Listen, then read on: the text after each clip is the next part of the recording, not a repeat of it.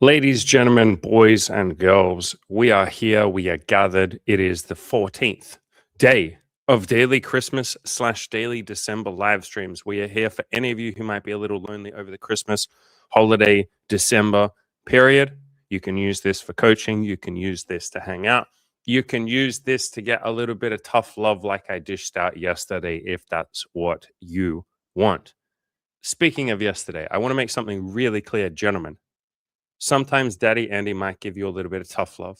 Sometimes if you come to the streams or if you come to me for coaching and you're in the same sort of pattern and you're struggling with something or you're suffering and I say the same thing to you 5 or 6 or 10 times, at that point you might need a little what is known as a pattern interrupt. And I might give you a big motivational speech and say, "Brother, I've said the same thing 10 times. It's time to listen, my friend. If you want something to change, you might need to change something." And so that is what yesterday was. But I want to make it very clear to all of you that all of that is always said with love. I completely understand being stuck in patterns. Oh my fucking God. Do you guys have any idea how many times I've been stuck in goddamn patterns, repeating the same thing over and over and over again until somebody gives me a little gentle slap and a little pattern interrupt? So that is what I'm here for sometimes.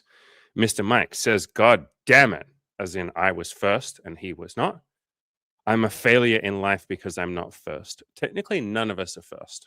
None of us were the first on the internet. None of us were definitely the first to be born. So we're all a little behind. Das Faultier says he's having a slight advantage there. Yeah. So I was, I normally like schedule these live streams ahead of time and I do the thumbnails and shit. And I woke up this morning and I went for a nice little walk and I chilled out. And then I came home and it was 10 minutes before the stream was about to start. And I was like, wait, shit, I haven't done a thumbnail. I haven't started the stream. I haven't prepared. So I had to quickly whip up the world's crappiest photo for the thumbnail. But yeah, I appreciate you guys being here. Das Faultier, thank you again, brother, yesterday for the donations. That was very incredibly generous of you. I said this before. I don't know how people use them. I know how it works on Twitch, but if anyone wants a free subscription to my YouTube channel to support me, to help me out, Das Faultier has kindly donated 25 of them. So go grab one. You can subscribe to the YouTube channel. It gives you a sense of liberation and a sense of like, I don't know, entitlement because you get a little sticker next to your name. So thank you. Das Faultier, you say, "Andy, no, thank you for everything." So, I mean, I guess we can actually have a big conversation. You guys know I love to pull big TED Talks out of my ass and go on a big long tangent. So I did this video. I'll show it on the screen. I did a couple of videos a while ago called like how to do content or how to build a community. So if you just search on my channel for content, if you can spell it, which I cannot. So like this one here, my ultimate guide to starting a business. And then there's another one here somewhere.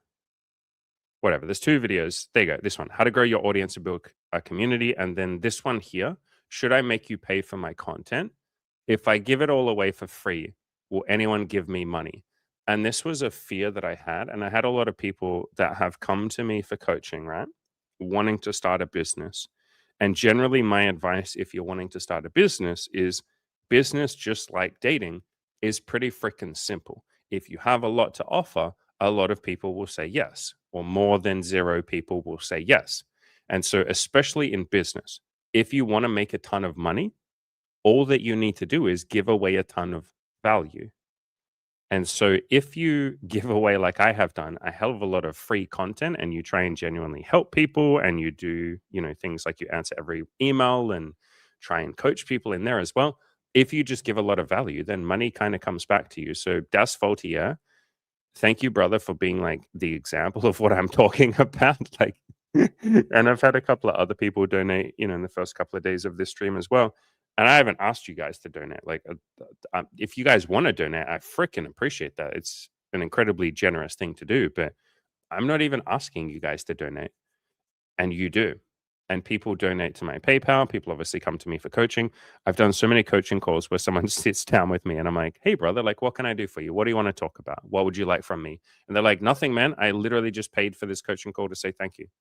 And so, yeah, Das Faultier and anyone else, if you guys want to start a business, give a ton of value, guys. Give as much value as you possibly can. And sometimes that can be a little tricky because you're like, you get into business with some expectations, right? Like nobody starts a business not wanting to make money. Although I didn't start a business. I just tried to help people and then it accidentally became a business. But nobody gets into business or nobody goes into dating with zero, zero, zero expectations. If you can do that, then more power to you guys. And holy fuck, you'll really have a fun time. If you have no expectations, this will go really well. But most people have some expectations. But if you can let go of those as much as possible and just give as much as you possibly can, this goes a lot easier. That's why I say to all of you guys, when you go and talk to girls, if she says, "Hey, I have a boyfriend, but thank you," give as much as you can and say, "Hey, I hope you guys are super happy together. Hey, thank you for your time. I'm super grateful. It was nice talking to you. Have a lovely day." Some of that comes back to you. Not all the time, but enough of the time. I've had so many coaching clients who hit on a girl, especially like in a bar or a club or something. And she says, "Hey, I'm not single. I have a boyfriend." He's like, "Beautiful. I hope you and your boyfriend are happy together." And she goes like, "That's really nice of you. Actually, my friend Sarah here, she's single. Why don't you talk to her?" And they basically set you up with their friend because you were so nice. So, yeah, giving value is like absolutely a cheat code. It's just usually not the thing that people think of because they're usually too busy thinking, how do I get lots of money? How do I almost like extract money from the audience or from the clients or the customers? And yes, you're there to make money. Obviously, you're building a business, but like the quickest way to make lots of money is to just give a lot of value. Same as dating. It can be very easy to get caught up in like, I want to get laid or I need a girlfriend. Like, I have to get the thing that I want. Women do the same thing. I want to get a man. I want to get his commitment. I want to get attention from him. Sometimes even I want to get sex from him. He might not be ready yet, but I want to get it as quickly as I can. If you're able to switch that and start thinking, but what do I have to offer? What value do I have? What am I giving? This goes a lot better. And you feel better about it. And people are grateful to you. I did a couple of videos on this. I'm pretty sure. I can't remember what they're called. It was something like how to give value to women in dating or something. Like, okay. I found them. So if you just search on my channel for the word value, there's a few videos that I've done, guys, where I talk about exactly this. I did one on business as well. So there's one here. Build an epic business by giving value. And there's two other parts to that. YouTube search is always a tricky little beast. You search for something and it just does not fucking show up. Even if you type in the right fucking description or the right title. But if you click on that video, there's two parts that I linked down in the description. Yeah. So how to add to the lives of women that you sleep with and how to change the lives of women that you sleep with. So there's three parts in that. But yeah, I've just found that like business and dating and everything goes so much better when I just think about giving as much as I possibly can. I give, and then I give a little bit more. And then you beautiful motherfuckers like Das Faultier give back to me. So thank you guys. I appreciate it. Isn't it nice that we can just build something like all of us collectively, like build a little community where we're all just nice to each other. Like, I give you guys free value. You guys give me, it's not free money. I was about to say you guys give me free money. I guess it is. If it's a donation, it's free. I feel like I didn't do anything for it. It's nice, man. It's like we're all freaking grateful for each other. Mike says, "Oh, memberships. Yeah, brother. They're on the house today, son." Das Faultier gave us all. Das Faultier did the equivalent of walking into a bar and, "Hey, everyone, first round's on me." And everyone's like, "Holy fuck, dude. Thanks." You're like Das Faultier. You're like one of those YouTubers that I see that goes to like a gas station, like a petrol station, and just says, "Hey, here's $1,000 or here's $10,000. I'm going to pay for like until all of this is used up." That's you, brother. So good job. Mr. Xander, you said, "Hey, folks. I'm pretty self-conscious after triggering that big monologue yesterday." Yeah, but brother, so there's a part of your brain that's saying that monologue yesterday was a bad thing. Why don't you try playing around a little bit and write 3 reasons why yesterday's monologue was a good thing? Like, yeah, it might have triggered some emotions and self-consciousness in you. Beautiful, brother. But that's where the growth and the healing begins. So why don't you write down 3 reasons why yesterday's monologue was a beautiful thing? For one, basically the entire stream focused on you, and I guess also Mortis, right? We're focused on you and Mortis for like an hour. Like, you could feel self-conscious or you could feel loved. And if you go back and watch yesterday's stream, or if you think about some of the things that I said, how many times did I say to you, "We love you, brother"? Like, we got nothing but love for you, man. Like, we want you to win. We want you to be happy. That's why I gave you the monologue, man, because like we care about you. So, number one, you could say, yesterday's monologue was a good thing because it showed me that I'm fucking cared for. Would you rather we have all just ignored you and we're like, shut up, Xander? Like, is that what you wanted? No. Like, it can feel very self conscious for sure, man. And I get that. But like, you got some love out of it. So write down maybe another 2 reasons why yesterday was a beautiful thing. But you go on to say, for what it's worth, if anything, last night I tried as hard as I could to thank the world for every tiny thing that went right. Bro, beautiful. Do you know how much that's not even a small baby step, man? Do you know how much of a huge victory that is? And that's why I gave you that big passionate speech, man. Because I was like, look, Xander, it's your mindset. And brother, here's some more evidence that we fucking love you, man. I talked about you with like 3 or 4 of my friends and spent like 2 hours thinking about you. I sent you that email, obviously. I spent like 2 hours thinking about you and talking about you and going, all right, guys, like, do you guys think I did a decent job if I gave him a big monologue? And they were like, yeah, man, you gave him what's called a pattern interrupt, where he wasn't really having a positive mindset. He wasn't appreciating all the amazing work that he's done already. I mean, for God's sakes, man, you've done 1,600 approaches. You have literally fucking like crushed it. I cannot imagine someone doing as good a job as you have in cold approach. Like, holy fuck. And yes, I know you would like the percentage to be higher. Like, you would like to have slept with, like, I don't know, fucking 5 women or something. I get that, man. But, like, holy crap, in terms of effort you have put in and victories, it's insane. And when I told, I talked to 3 of my friends about you, when I told them like what you'd done so far, they're like, Jesus Christ, man, like that's more approaches than I've done. Like, holy shit, how did he do that?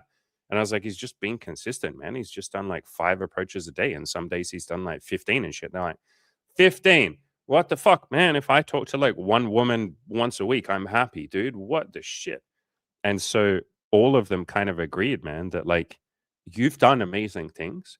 You just haven't given yourself that pat on the back and said, holy crap, let me pause, let me take a step back, and let me appreciate all the insane work that I have done. Because you have.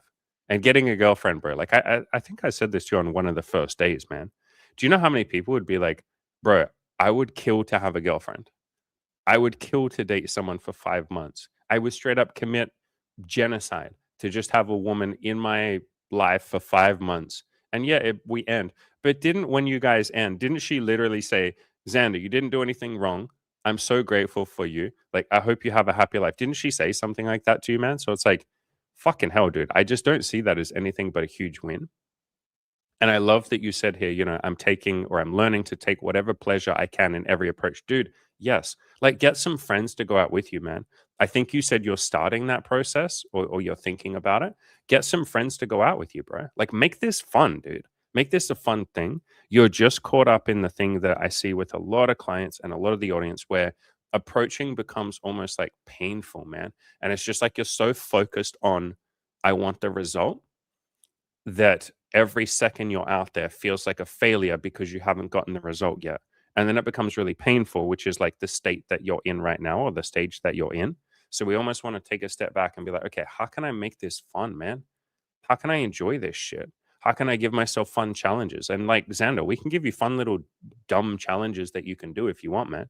Like walk up to a girl and tell her a fucking joke. Tell her a knock knock joke. For the next 15 women that you approach, you have to tell them a knock knock joke is the first thing you say. Hey, excuse me, knock knock. And she'll be like, who's there? Xander. And she'll be like, Xander who?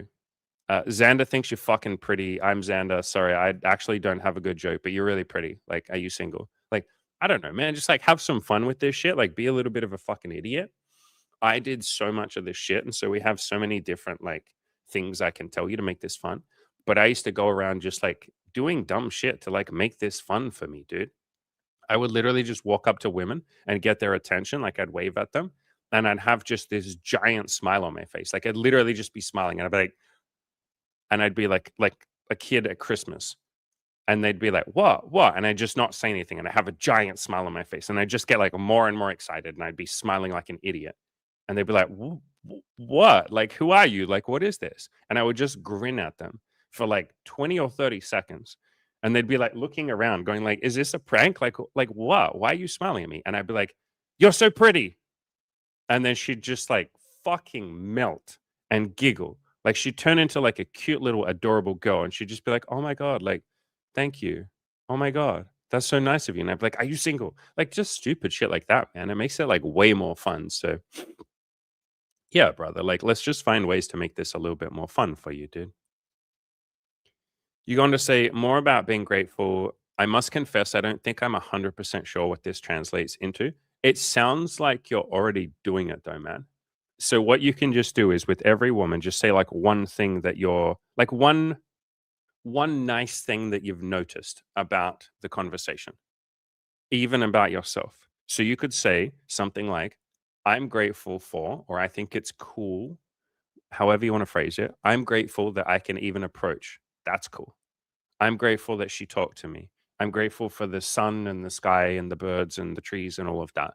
I'm grateful that I live in a country where I can approach and I'm not going to be beheaded or something. In fact, most people are like, oh, yeah, that's like a little bit weird, but not really. Like you're just talking to strangers. Like it's not that weird. And each time you approach a woman, you either say it to her, like either while you're talking or after she leaves or whatever, like as she leaves, or you just say it in your own head. So it's just like a practice thing, man. Like gratitude is something that you build. I said it a lot of times yesterday, and some other people said it to you too. I think Chad even said it, or SK said it to you. Do you have a copy of the Play to Win video course? Go in there. There's an entire chapter on gratitude. And I say this all the time. If you can't afford or you don't want to pay for the Play to Win video course, just email me. I'll send you a copy for free. But there is a chapter in there on gratitude that helps, that has like actual actions of what you can take. You can also, Mr. Zander, if you haven't already, have you read the article called I Don't Give a Fuck? I'll put it in the chat. There you go. I put it straight in the chat there. It's just at killyourinnerloser.com/IDGAF, which stands for I don't give a fuck. This article here, I have literal like exercises of how to let go of outcome dependence, which is what we're talking about here. Like we're talking about like outcome dependence. So I'd go through this, especially this one. This relates to you so much, Xander. I'm on my own unique journey. In other words, like comparison can be the thief of joy. Like you get caught up in that, like most people, man, where you're like, it's not fair. Like, how come other guys are crushing it? You even said that yesterday. You were like, man, it just feels like Andy, you and Cam are in a different world to me, and it feels like you guys just have all of this success and I don't. So I would check that out. Number 8 is also super relevant to you, dude. It's okay if I don't always know what I'm doing. Like, dude, none of us know what the fuck we're doing. I had this big, long 2-hour conversation yesterday with one of the women, one of the girls that I'm dating, and she's young. She's like 20. And she's at a stage in her life where she's like now admitting, I don't have any clue what I'm doing. And I was like, bitch, do you think I know what I'm doing? And she was like, yeah, I think you do. And I was like, no, I don't know anything, woman. I know enough to know that I know nothing. And she's like, but surely you're confident sometimes. And I was like, but anytime I'm confident, then life humbles me. So I try not to be confident because I end up like confidence is often just ego. And I end up getting smashed down and feeling like a big fucking idiot. So like, no, I'm not really ever confident. I just fucking show up to life and do my own thing, you know? So yeah, this will help, man. So again, the article is called 10 ways to build an I don't give a fuck attitude, but it's just at killyourinnerloser.com/IDGAF. But yeah, all of this is practice, man. Like it's just practice. And then, brother, again, I know that feeling of like wanting to withdraw. You said, otherwise, I won't speak unless spoken to today. I understand that feeling of wanting to withdraw, man, but like you don't have to withdraw. If you want to withdraw, that's okay. Like you did get a big long speech given to you yesterday.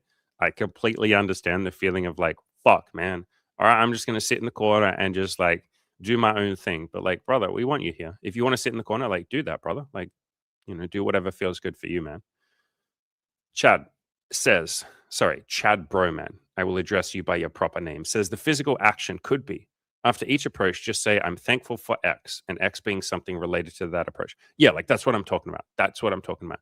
Or you can take a deep breath and just kind of do a little meditation. Like, and when I say a meditation, I literally just mean take some deep breaths for like 10 seconds, 20 seconds, and just kind of exist in that moment. Don't just like rush to the next approach, like slow it down a little bit and really freaking enjoy what's happening.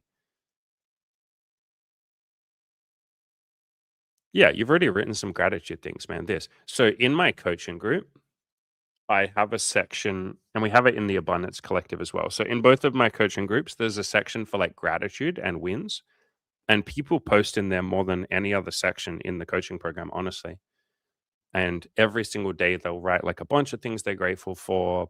You know, anytime something happens, they'll say they're grateful. Someone who's really good at this actually is one of my clients, Victor. And you guys have heard me read out Victor's wins all the time. If you just search on my YouTube channel for the word Victor, he will show up in like 5 or 6 videos.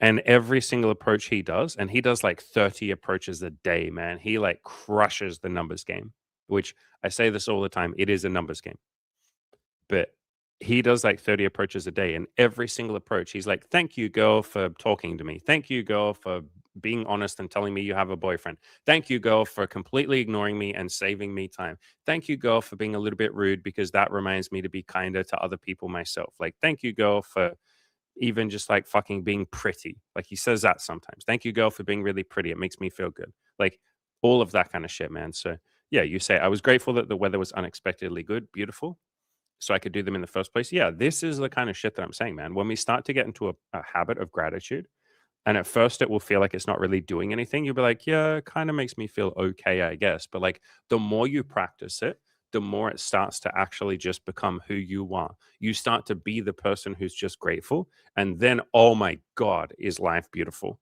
and is approaching easier? Because every single approach, you're like, no matter what happens, I'm going to win or I'm going to be better off. Even if she says to me, no thanks, Sander, go away. I'm not interested. You fucking she says something unkind, which doesn't happen. That doesn't happen very often. But even if she says something unkind, you're like, well, hey, I'm grateful that she's helping me be more stoic. And the first time you think a thought like that and the thought just pops into your head, as in the first time you're actually really deeply grateful and not just saying it, but like the first time you feel it, when someone is unkind to you, that will blow your fucking mind because the entire rest of the world will tell you it's awful if someone's rude to you. How dare that happen? The entire rest of the world will point at so many events and say, that sucks. That's awful. That's bad. This is terrible. It's raining today. That's bad. It's winter. That's cold and awful. Like they will just point at shit and say that it's bad. Pineapple on pizza is bad. No, pineapple on pizza is good. And they will just point at things as if, like, our ego wants to point at everything as if we're God and just label it and judge it and declare it and be like, that's good, that's bad, that's a mistake, that shouldn't be like that. And we do that with ourselves, Xander. Like you have pointed at your own results and said, these results are bad. And it's like, what are you, fucking God?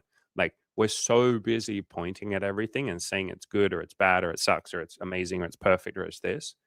And we can kind of take a step back and say, who the fuck would I be if I just appreciated everything as it is right now? There's a book on this called Loving What Is by Byron Katie. Highly recommend that book to all of you. Absolutely game changer book. And the Play to Win video course has several chapters on this as well. There's a chapter in there called Everything is Good, absolutely relevant to what we're talking about. And another chapter called Everything is Just a Story, and you're in control of the stories that you tell. So you can say something's good, that is just a story. You can say something's bad, that is just a story. You can choose to say that you're grateful for something. That's just a story.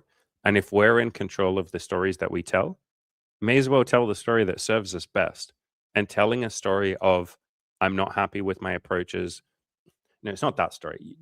It's more that you were telling the story, and lots of people tell this story of like, my results suck and I'm never going to make it and I'm way behind and it's not, working out and I'm not making progress. And like that painful story, at first, it serves a purpose.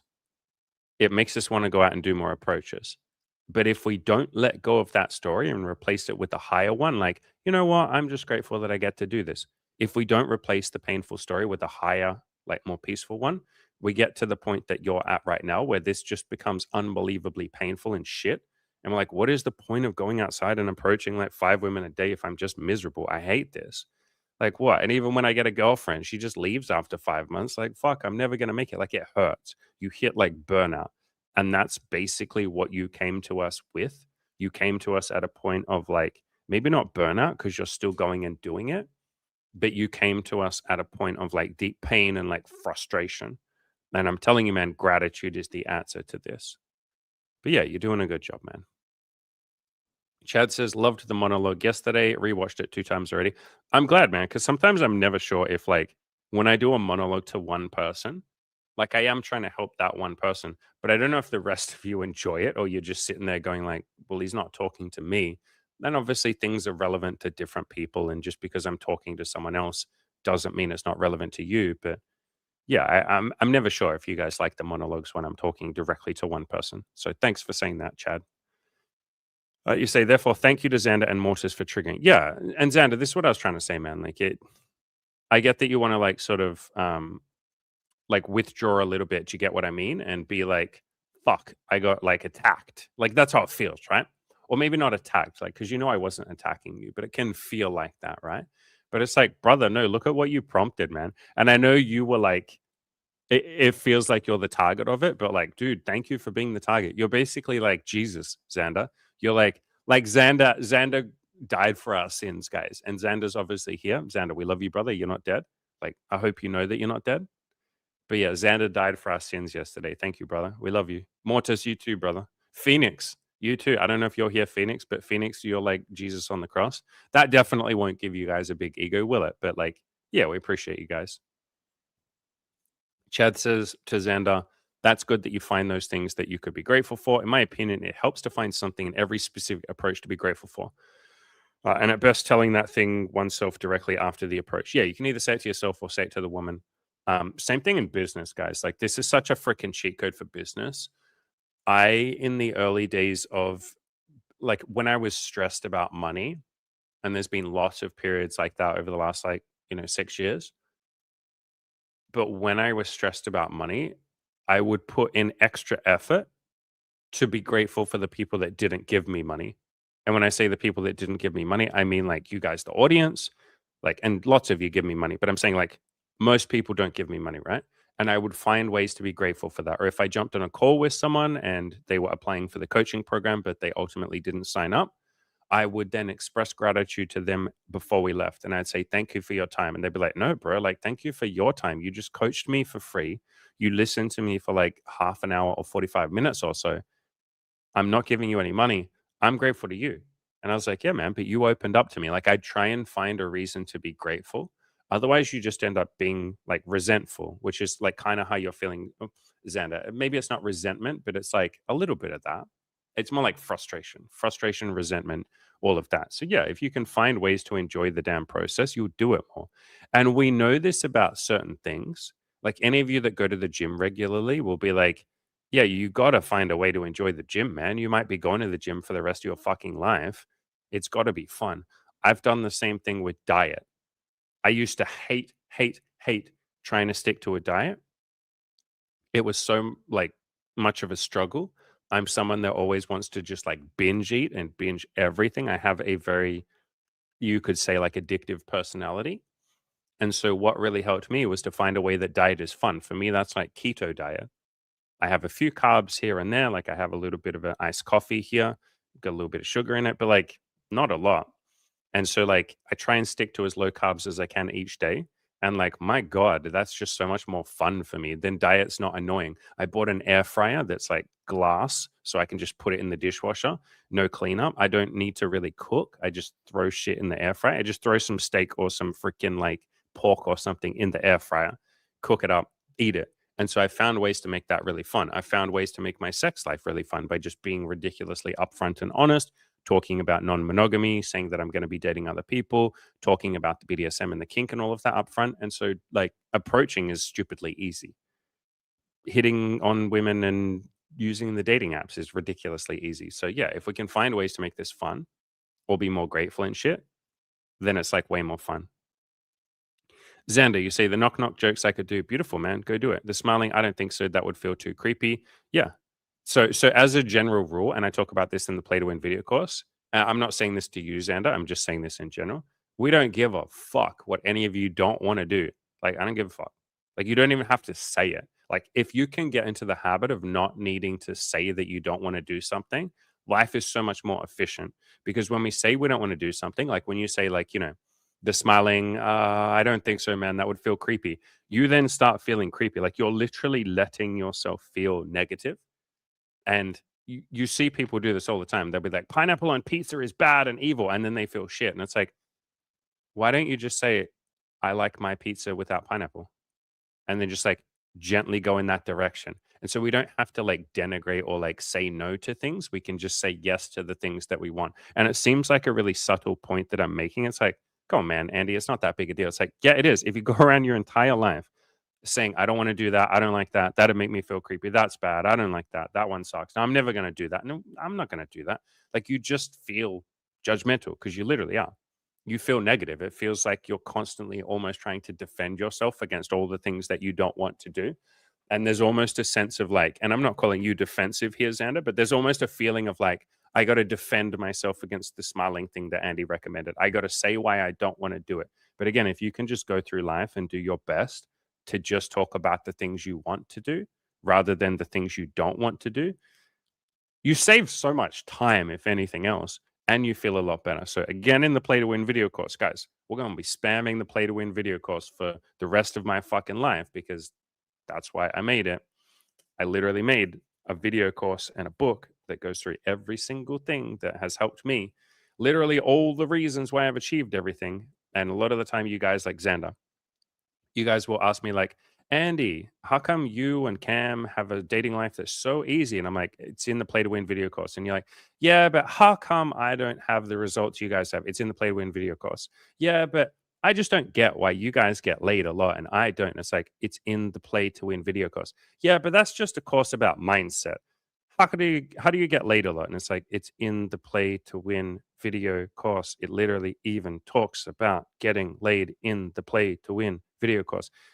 Yeah, but how do you guys get laid a lot? And it's like, okay, fuck, guys, like just grab a goddamn copy of the Play to Win video course. So in there is a chapter called Playing to Win versus Playing Not to Lose. And so rather than focusing on the thing you don't want, which is, I don't want to smile, that feels creepy, I don't like pineapple on pizza, any of that, focus on the thing you do want. Yeah.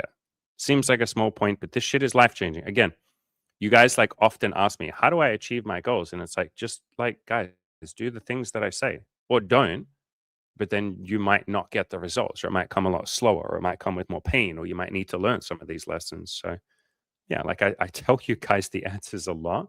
It's just sometimes people don't want to listen. And I'm not singling anyone out there in particular. It's just often when I talk about mindset, people are like, what does that have to do with anything? And I talk about gratitude and people are like, what does that have to fucking do with anything? It's like, guys, which one of us has been coaching for 6 years and which one of us has not achieved their goals yet?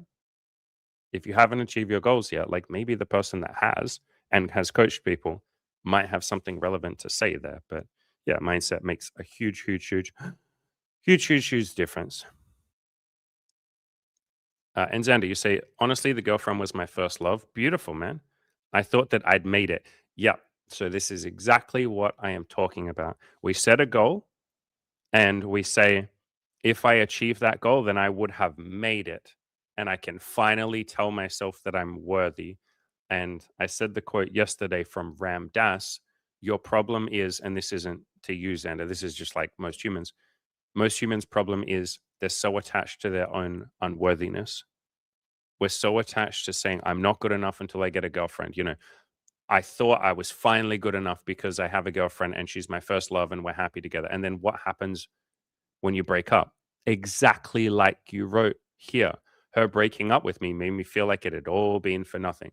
And so this is what people do, man. I've done some videos on this actually. If you search on my channel, I believe the video is called like romance or Hollywood. I've talked about this like 3 or 4 or 5 or 6 or 20 times.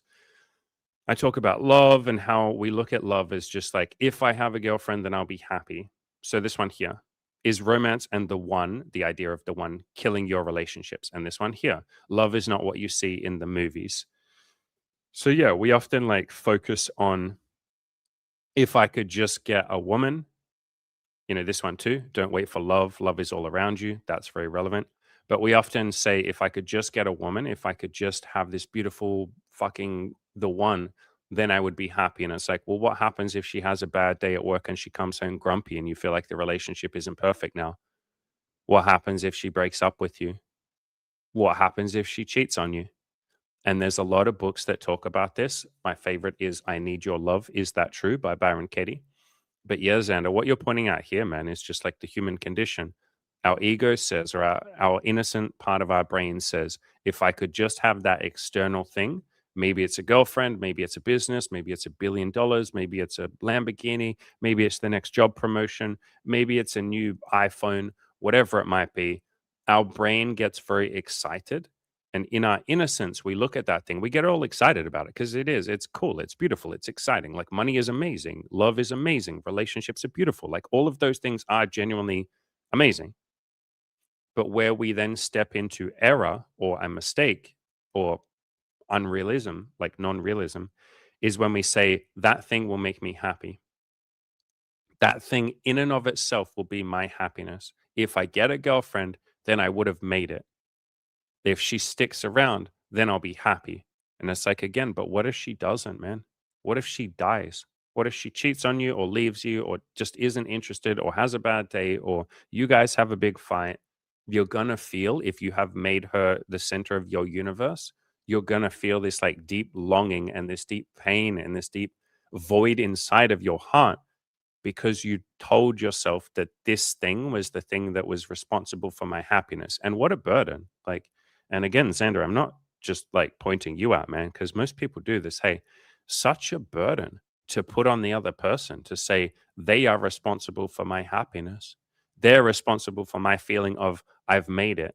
Like, man, what a burden. And people can sense that. Like, they're not stupid, man. It might have even been the reason she broke up with you. I don't know. Like, I'm not going to sit here and, like, you can tell us if you want to. But, like, there is a deep sense of, like, neediness that we unintentionally give to other people. And I've had tons of that neediness too, brother. So, like, congratulations. Like, we're all in this together.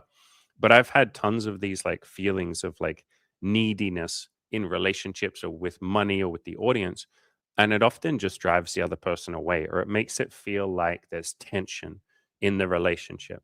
Like we're desperately hoping that they'll be happy with us. We're desperately hoping that they'll stick around. We're desperately hoping that this sense of like okayness that we feel when they're there will stay with us.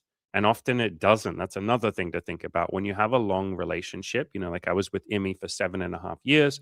Before that, I had a 4-year relationship. I've had a 6-year relationship.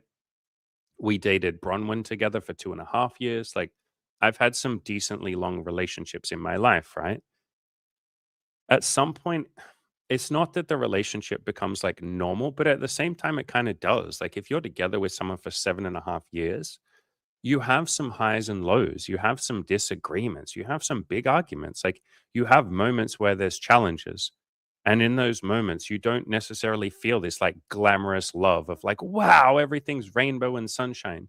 But in movies, and especially fucking Disney and like Disney princess movies and all of that, they're just like, and they lived happily ever after. And it's like, bitch, but they're both in their 20s or 30s. What are you saying? Like the next 50 years was just they lived happily ever? Like, why have you just hand waved all of that time away? Like, what about the first argument they have? What about one time when, she gains some weight because she's depressed and he's less attracted to her, or vice versa?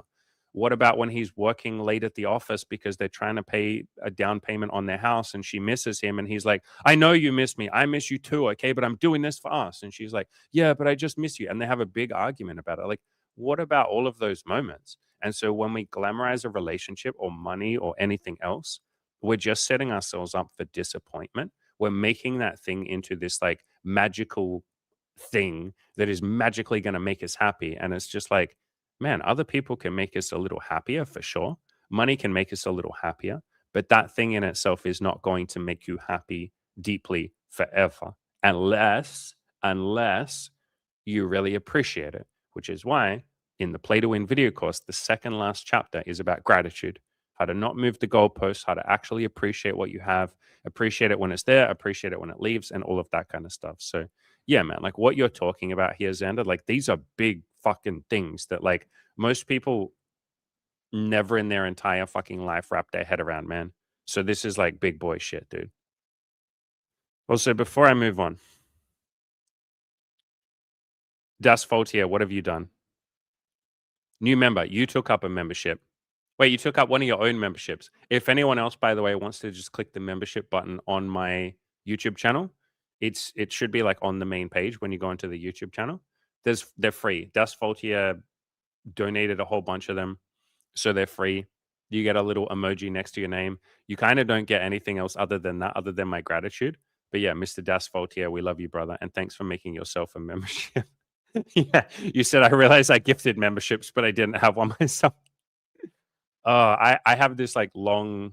I could give you guys a long speech about like memberships. So there's something really cool that they brought out that I really, really, really liked, but then I feel like they kind of fucked it up. And a lot of other YouTube creators, like Linus Tech Tips, talked about this. So you don't see it anymore, but some of the videos on the main page used to have this little thing next to it that said like members only or members first. Because what I would do when I would upload a video is I could set it to be shown to you guys like members first, and it would literally like you guys would get to watch it first.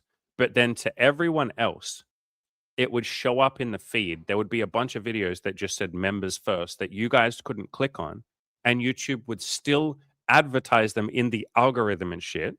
And so I had people that would click on the video and be like, "Oh, like the algorithm is feeding me the next Andy video." They'd click on it and it would be like, "Members first. You're gonna have to wait like 5 days before you could watch this." And they'd be like, "What the fuck is this shit?"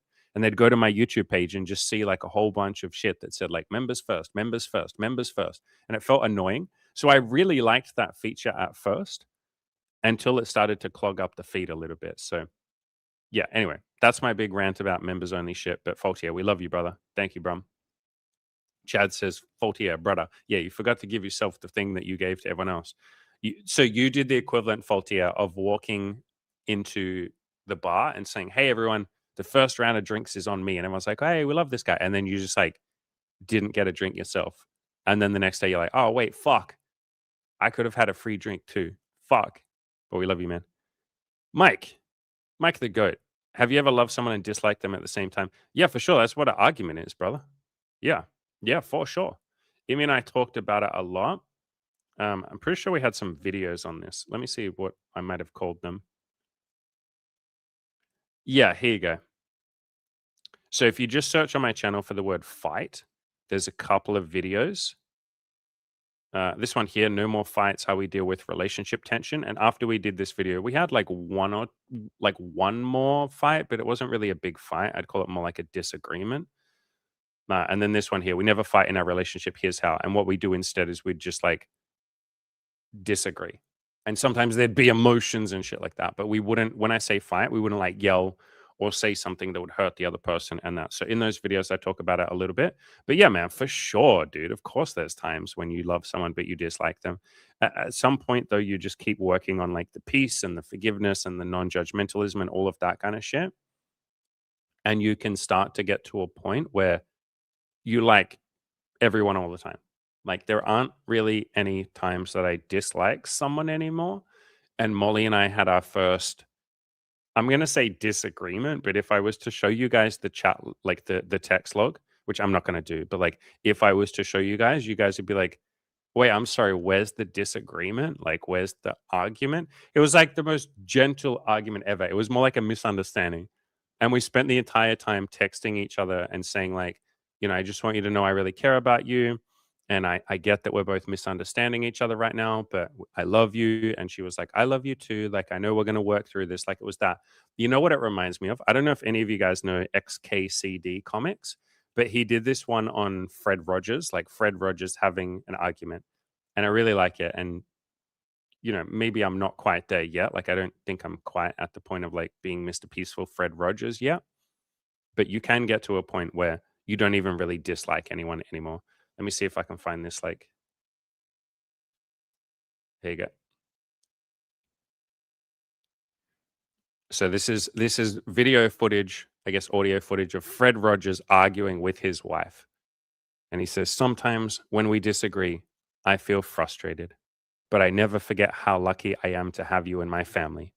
Always remember how special you are." Yeah, that was like Molly and I like 2 weeks ago having an argument. Like it was literally just that. So yeah, you can get to a point where you don't really dislike anyone anymore. And that is my mission. Like that is my fucking number one hardcore mission is to let go of judgmentalism, to like everybody and all of that. I'm still like working on that, man. You go on to say maybe dislike was the wrong word. Resentment might be more accurate. Yeah, but you eventually let that go. So books that really help on this is like I Need Your Love, Is That True? Loving What Is. Like there's a formula for letting go of resentment. So yeah, I do not hold on to resentment. That's a really good I'm glad you clarified. No, I don't have any resentment towards like anyone. Anytime I feel resentment, I immediately sit down and go like, "Well, we're gonna clean that up real quick, aren't we? I don't want to hold on to resentment."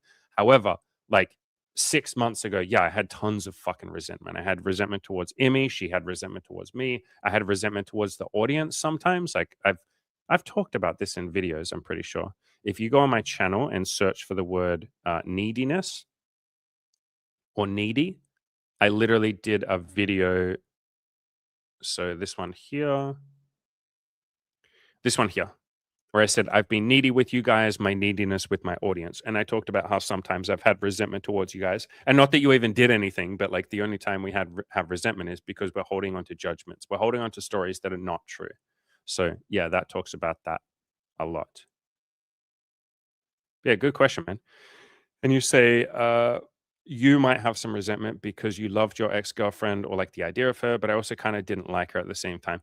Yeah. And this is, bro, this ties so much into what Xander was saying, like what we're talking about with Xander, bro, where we're almost like really attached to either the idea of a girlfriend or just having a girlfriend or the person themselves or whatever. We're really attached. And and we kind of don't really even like them. And we get kind of resentful and frustrated that they're not everything we want them to be because we desperately want them to be everything we want them to be because we said to ourselves, like, I need this fucking person. I need them, like, they're the source of my happiness. And so that brings resentment when when they're no longer perfect or they were never perfect in the first place. So, yeah, man, everything you're talking about, it's like fucking comment, dude. Like, and think about it. And it's not that any of us are even like needy or stupid, like Xander and all the rest of us. Like, we're not dumb for being outcome dependent. We have a brain that is literally hardwired to be needy and to be like, I need more money, I need more resources, I need more sex, I need more love, I need more validation. Otherwise, you will fucking die. Like, you will literally die if you don't go out and get resources. If you don't get food, you will die. And so your brain is needy for food. And then it extends that a little further and goes, well, I'm also needy for validation because if the tribe doesn't like me, they will kick me out and then I'll die, which is not true in the Western world, not true in most of the world. Like, we have welfare and like people will look after you. There's therapists and you can make friends and there's content like mine. Like, you won't die anymore if you don't get validation. But our brain doesn't know that. And so then we go one step further and say, well, I'll die if I don't get laid because look how much everyone else is getting laid, which is not true. But like, I feel like everyone else is getting laid. I'm watching this YouTube channel where people are talking about sex. So, like, oh shit, I need sex or I'll die. Like, our brain just goes a little bit further and it keeps like moving the goalposts and inventing other reasons why we need something, why we think we need something. And so, you guys aren't stupid for that. Like, it's literally how the brain works. And then if you listen to almost every song ever and every movie and every book and all of that and TV shows, all of them talk about like, you're the one for me, like you're my soulmate, you are the sole source of my happiness. And if anything ever goes wrong, I'll fucking kill myself. Like, I need you. People even use the word need. I need you. I need money. I need to get laid. That's why Byron Katie's book is called I Need Your Love. Is that true? And most people are like, yeah, I do need their love. I need them to be happy. I need my kids to behave. I need my boss to be nice to me. I need money or I won't be able to survive. I need the government to respect me and not take too much of my taxes. I need people on the opposing side of whatever argument or war that I'm on. I need them to understand me. I need my family to really just get to know me and not judge me. I need my friends to be there for me. And we start saying that we need things all the time. And my God, is that a painful place to be in? It ends up being like really painful because when you don't get that thing that you want or that you said you needed, you feel like resentment. You blame the other person. You're like, I need a happy relationship and you're not giving it to me right now.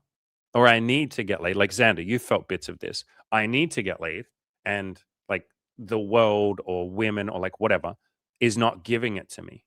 And Andy, you're not giving me the steps that I need to get laid. And Xander, you haven't been like aggressive with that or anything, but I think you get the point, right? It's like we believe that we really need something and that it is unbelievably, awfully painful when we don't get it. So Really, you don't need anything. I mean, really, you don't even need food. You could choose to die if you wanted to. You are choosing to eat. That can be a radical notion to start living your life by. But my God, is it insanely freeing. So if you guys want, you can start with the book, I Need Your Love. Is That True? The Play to Win video course talks about this shit a lot. But yeah, beautiful stuff. All right. I can see a bunch of you guys are asking like huge questions. And I know I've gone off on some little tangents here. So I feel like we're falling a little bit behind. Xander, brother, what did I say before about like do the things that I'm saying that will help you? Don't consider buying the Play to Win video course. Send me an email and I will give you a copy for free, motherfucker. Like, how many times have you heard me say, Xander, grab the Play to Win video course? Xander, grab the Play to Win video course. Xander, grab the Play to Win video course. I'll send it to you for free if you want. I will give it to you for nothing. You can have it for free. Dude, this is the monologue yesterday, brother. I was like, there's some things that you're just not doing, man. And your ego goes, yeah, but I know better. It's like, motherfucker, no, you don't. You're not the coach. You're not, and I don't have all the answers. I'm not going to pretend that I know everything. But you're the one who hasn't succeeded at this thing. You literally said that I and Cam have. Wouldn't you listen to the person that you're literally on their live stream, like coming to advice for? And this is what I mean sometimes, man. It's like, and it's not you, Xander. It's just a lot of people, man. Sometimes I will just say the same thing over and over and over to people. I'll be like, this is what's going to help you. This is what's going to help you. This is what's going to help you. And they'll be like, I'll consider it. And you're like, okay, then like, don't be surprised when you're unhappy. Like, it's almost like we want to be unhappy sometimes.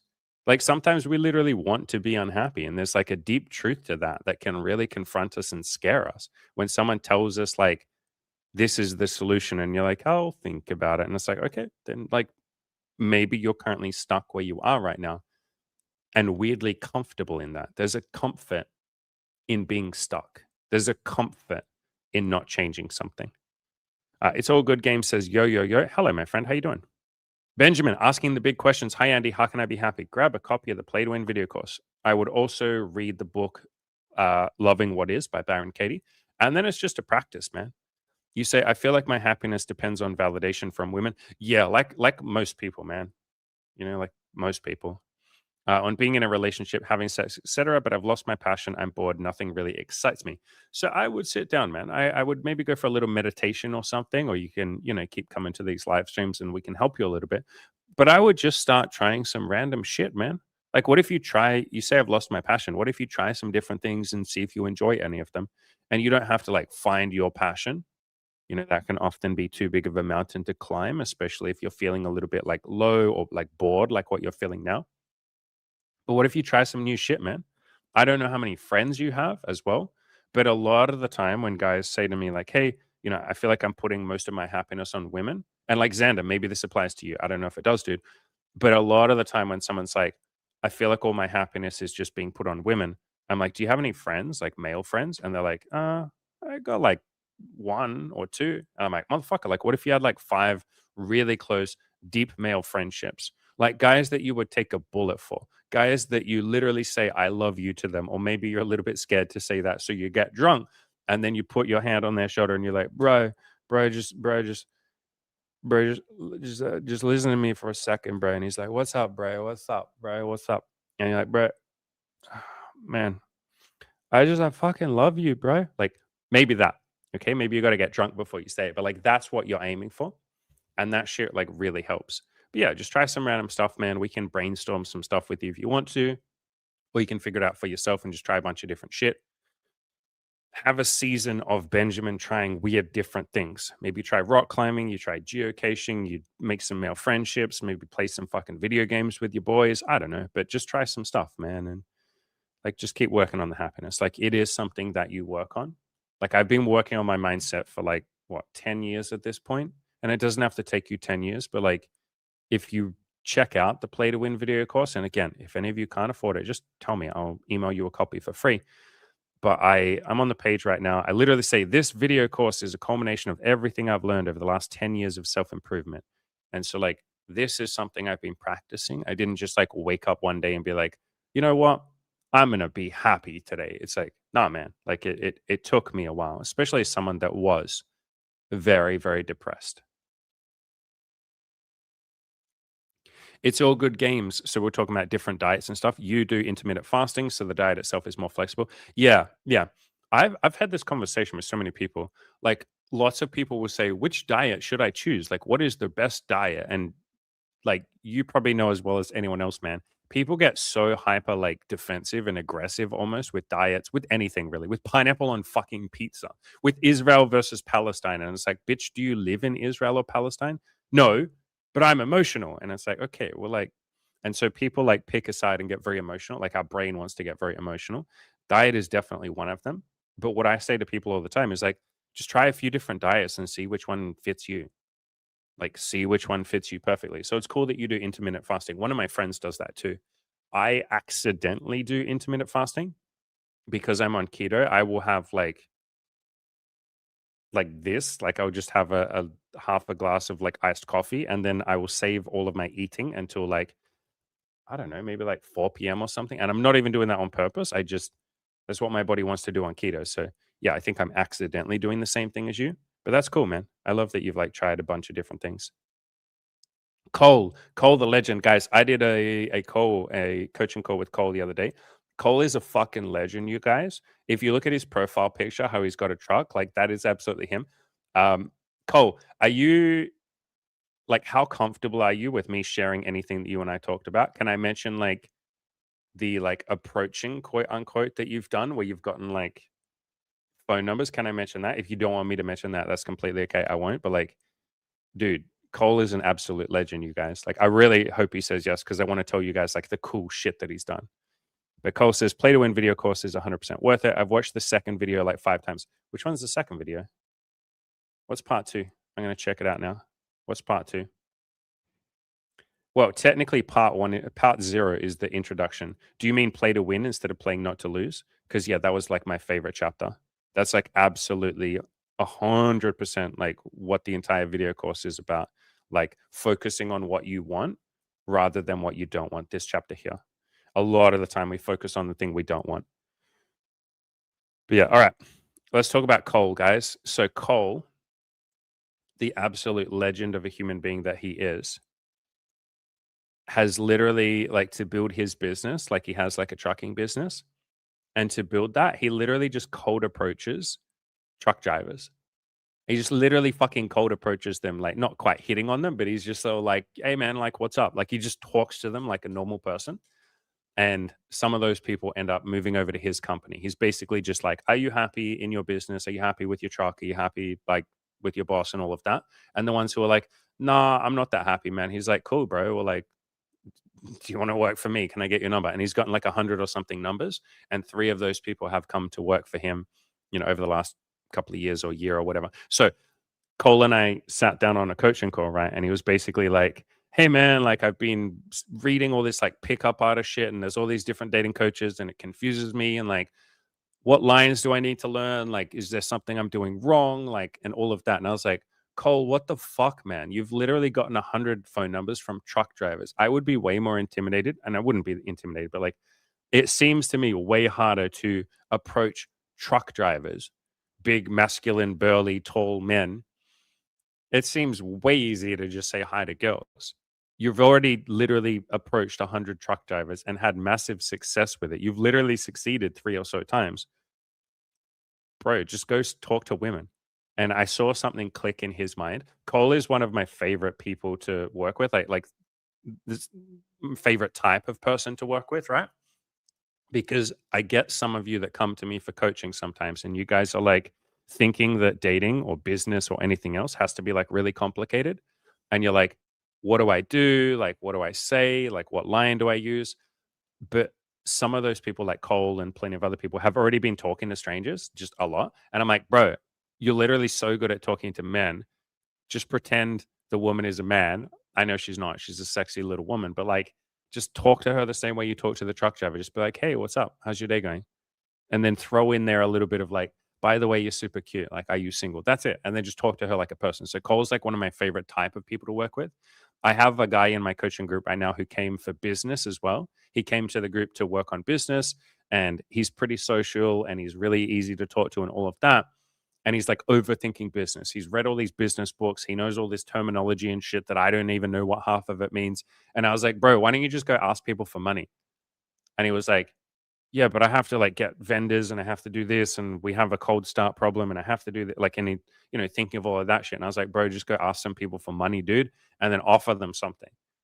And he started down that process of realizing, like, oh, wait, fuck, this is allowed to be easy. I'm just asking people for money and offering something to them. Just like Cole walks up to truck drivers and he's like, yo, hey, do you want to work for my company instead of yours? And some people are like, yeah, man. And he's like, cool, dude, like, fucking let's do it. Like, so yeah, this shit doesn't have to be that complicated. It's all good. Game says it's way easier to approach truck drivers lower because it's just a fellow man. Yeah. So I love that you wrote this. Thank you for saying this, brother. Fucking love you for saying this. So what are women? They are just fellow humans. Your brain wants to make them the other, just like we say that's the other side, that's the other side of a war, that's the opposite gender, like all of that kind of shit. We want to other people. We want to say they're not part of my tribe. I don't understand them. They're weird and mysterious and they're scary and all of that. It's almost like racism. It's almost like you guys are racist to girls. You guys are a bunch of fucking racists, all right? You're like, I don't understand her because she has like long hair and she has like a period or something, like she's bleeding. Like, how does that even work? Like, I don't get it. Like, I just don't understand, man. What would I even talk about? Like, how do I even hit on her? And it's like, it's just a person. It's literally just a person. Go say hi. It's just a person. If you can start to realize that women are just human beings who happen to have a pussy. In fact, didn't I even do a video called that? I'm going to search my channel for the word pussy. But if you can start to see that women are just human beings with a pussy and boobs, fuck, this becomes so much easier. Yeah, I can't find that video, but I'm pretty sure I did a video recently. Something about like women are not weird, mysterious creatures. They're just fucking people. Lee R. Silver. Did I miss a message of yours, brother? I think I did. Yeah. All right. Sometimes I wonder how much I truly want a relationship and how much of it is influenced by what content I consume.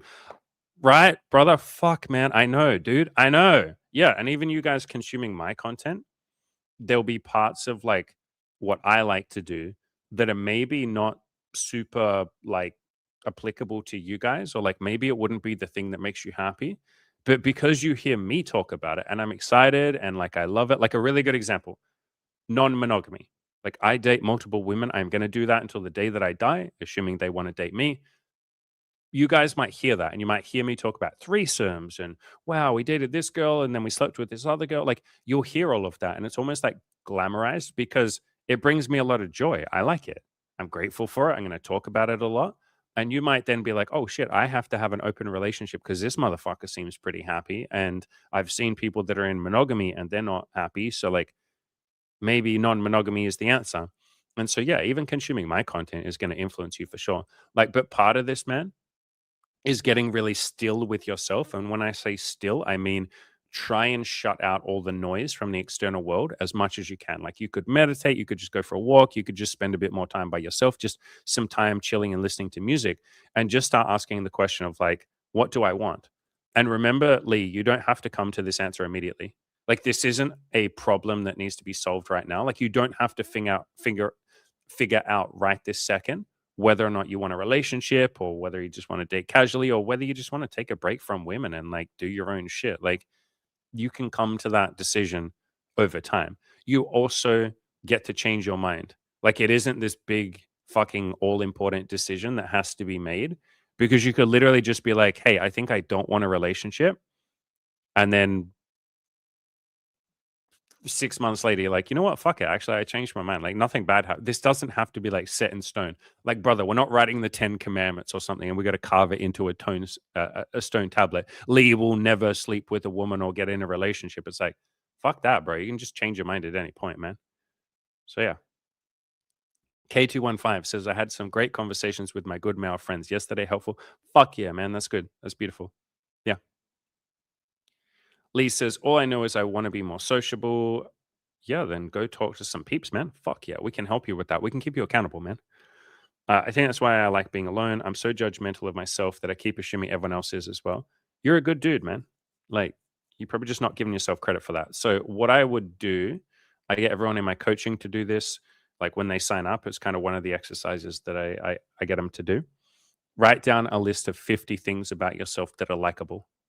Like 50 reasons why you're a good dude. And right now you might be like, I can't do 50. 50 is way too many. Okay. 50 is the goal. But even if you can only write down like 3, start with 3, man. And then every week, just add one thing to that list. And over 50 weeks or over a year, you will eventually get to 50 things. So we're trying to build that self esteem. Like, essentially, what we're talking about here is self esteem, bit of self love, man. Like, just, and your brain will only believe that with evidence. Like I say to you guys all the time, I'm going to give you guys tons of love and tell you that you're worthy and tell you that you're doing a good job and all of that. But you might not believe me without evidence. You might just be like, oh, he's just trying to do some Fred Rogers shit on us. He's just trying to tell us that we're lovable and worthy. And I'm going to keep saying that shit till the dawn of time because some of you beautiful bastards just really want to hear that. But it really helps to have some actual tangible evidence that is written down. Like, write down a bunch of reasons why you're a fucking great dude. I can give you one already. You're really, really, really open and honest, dude. You're unbelievably vulnerable. You open up so much. Like, every time I see you here, man, I know you don't come to all the streams, but every single time I see you here, dude, you just open up about shit. That's an insanely great quality, man. You're very intelligent, clearly. You're very self aware. There you go. There's already like 3 or 4, man. You're a generous person. Haven't you donated like 2 or 3 times to me? Multiple times, because you donated like when I've done streams with Jack Napier. So, like, and I'm sure you donate to him. So you're a generous dude. That's another thing. Like, yeah, I would just start writing down some reasons, man, why you're like good enough, I guess. Why you're likable. It's all good games says, yes, they're fellow women. No, fellow humans, bro. You fucked that up. Although, wait, no, my bad. It's 2025. I'm so sorry. I just assumed your gender. Everybody, can you please cancel Andy? Andy just assumed your gender. I'm so sorry. Also, no, you assumed their gender. You assumed that they're women. You fucked up. You fucked up first, and then I fucked up. You said, yes, fellow humans. We both fucked up, brother. I don't even know what we do now. Do we get canceled? Guys, do I have to cancel the stream? Like, what happens now? I just assumed someone's gender, and then what do I call you? It's all good games. What do I call you? I can't call you. I don't know your gender. Do I call you it? I'm pretty sure it is the politically correct phrase when you don't know someone's gender. I'm pretty sure you have to call them it, right? My pronouns are it / that. I will only refer to being called it or that, okay? That. You have to point at me while you say that. That. What is that doing today? What is it doing today? It's all good game says, I identify as a cock wielding being. Yes, but women can have cocks, okay? Fuck, you're being so sexist, bro. You're getting so oh shit, I just called you bro. I can't do this then. You guys know I would fail at being politically correct in the first 5 seconds, and I would try so hard because I really do care about people and like I want to respect their pronouns and all of that, but I can't do it. Like, I've met a few trans people and I just immediately at the start, like, I literally just get real with them and I'm like, yo, like, hey, just listen. How attached are you to your pronouns? Hey. And they're like, look, it's fine. If you make a mistake, it's fine. I'm like, good, because I'm gonna fuck this up. Like, just so you know, I'm gonna fuck this up. Thanks. Like,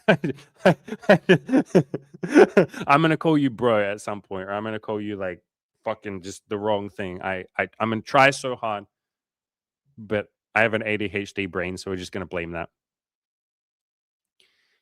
Cole says, not gonna lie, when December is over, I'm gonna miss seeing these streams. Well, brother, that's why we're doing it a little bit in January. You say perhaps a weekly stream is in order. You might have to just wait and see what happens. You might just have to wait and see. No spoilers, no promises, no spoilers. You might just have to wait. Stefan, era. Are we in the era of Stefan?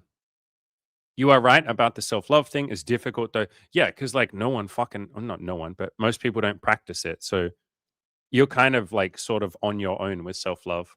I guess there's lots of women that do self-love, but even then, sometimes it's just like surface level shit. It's difficult though, since my first friend every day threatened to break the friendship if I did not do what he said. It shifted my psychology. Now I heal. Yeah, man. And we have these like formative experiences that kind of just like fuck us up a little bit. And you're not fucked up, but like it feels like we feel we're fucked up, right? And so, yeah, man, like part of this is just healing. I would obviously like, if you haven't already, I would probably spend less time with that person if you haven't already moved on a little bit. And you don't have to completely cut them out of your life, but I would definitely not be spending a lot of time with someone that like essentially like emotionally blackmails you into doing what they want. Yeah, man, just like everything you're talking about is fucking normal. So many of us were like bullied or manipulated. That's why I talk about honesty and compassion and being nice to other people, because it's like we know how it feels when we go through that shit. Let's not do that to people. We're going to end the cycle of abuse or end the cycle of pain. It's all good, Gabe says. I'm an old school New Yorker. I don't do pronouns. I'm walking here. New York pizza. I can't do the accent, bro. New York pizza, New York hot dog. Do you eat New York hot dogs every day? Do you eat New York pizzas? Do you get a slice of pizza and you fold it? You fold it and then you nom nom. Like that guy at Barstool. One bite, everybody knows the rules. What else do I know about New York? I like the New York Yankees. I hit a baseball. Yellow taxi cab. Times Square. I'm gonna get spat on by a homeless person and then kissed on the forehead by a homeless person. New York pizza, but sometimes no hot dogs. So I assume the hot dogs and shit are cheap and like kind of nasty. And same with the New York pizza. I don't know if the pizza's good. I know there's some like killer places in New York for pizza, like some amazing places. You're a funny guy, Andy. Thanks, man. I appreciate that. Come for the joke. Come for the self improvement. Stay for the fucking dog shit jokes. Stefan says, I've been practicing the self love this year. It works. Yeah, just take some practice, brother. Yeah, I cut out all my toxic friends. I was left with none. P.S. Hi from South Africa. Bro, you in South Africa? I'm not even going to attempt to do a South African accent, but it's one of my favorite. It's one of my favorite accents. Whereabouts in South Africa are you? I had a friend who traveled around there a while ago. We call the folded pizza a pizza pie here. Yeah, I just get confused with that shit because Americans call everything a freaking pie. And then here in my country, a pie is a completely different thing. Like, so we have pies, but they're meat pies. If you just say the word pie in Australia, it's a meat pie. I don't even know if they have those in America. I don't even know if it's a thing. When they say pie, they mean a pizza or they mean like a peach pie or an apple pie. But yeah, this is what we mean when we say pie. It's just got like meat in it. It's like ground beef, which is like completely and utterly freaking different from everyone else's version of a pie. Look at that. Look at that scrumptious, yummy thing. And all the truck drivers, like Cole, brother, in my country, every truck driver eats this shit, dude. They all eat this. And they have a little iced like chocolate or an iced coffee. Here, let me show you. Let me show you the exact brand. They all buy this same brand. So they eat a meat pie, like when they're in their cab, when they're in their truck, and then they have this little thing here called a iced chocolate. This thing. Wait, how do I make that show up? There we go. This thing. The brand is called Big M, and it's just chocolate milk, and it comes in like a paper carton thing. All the truck drivers drink and eat this shit, dude. All of them. Lee says that looks fantastic. Yeah, it's freaking delicious, dude. Meat pies are so nice, and the pastry is like puff, sometimes like puff pastry on the top, and then the bottom is like more firm pastry. Absolute god tier, and it's just like beef, like slow cooked beef, and there's like gravy in it, and sometimes you have onions and cheese, and like we have a bunch of different like flavored ones. There's like chicken pies and like everything. Stefan says, yeah, pies are the same here. Cool. Yeah, yeah, yeah. It's a very British thing as well. They love their pies and sausage rolls. I don't know if in America and countries like that, a lot of you guys don't even know what a sausage roll is. Like, it's just not something. If I showed it to you, you'd be like, oh, yeah, I can kind of see what that is. But this is like a very Australian thing, and they're always very long. I'll show you what they look like here.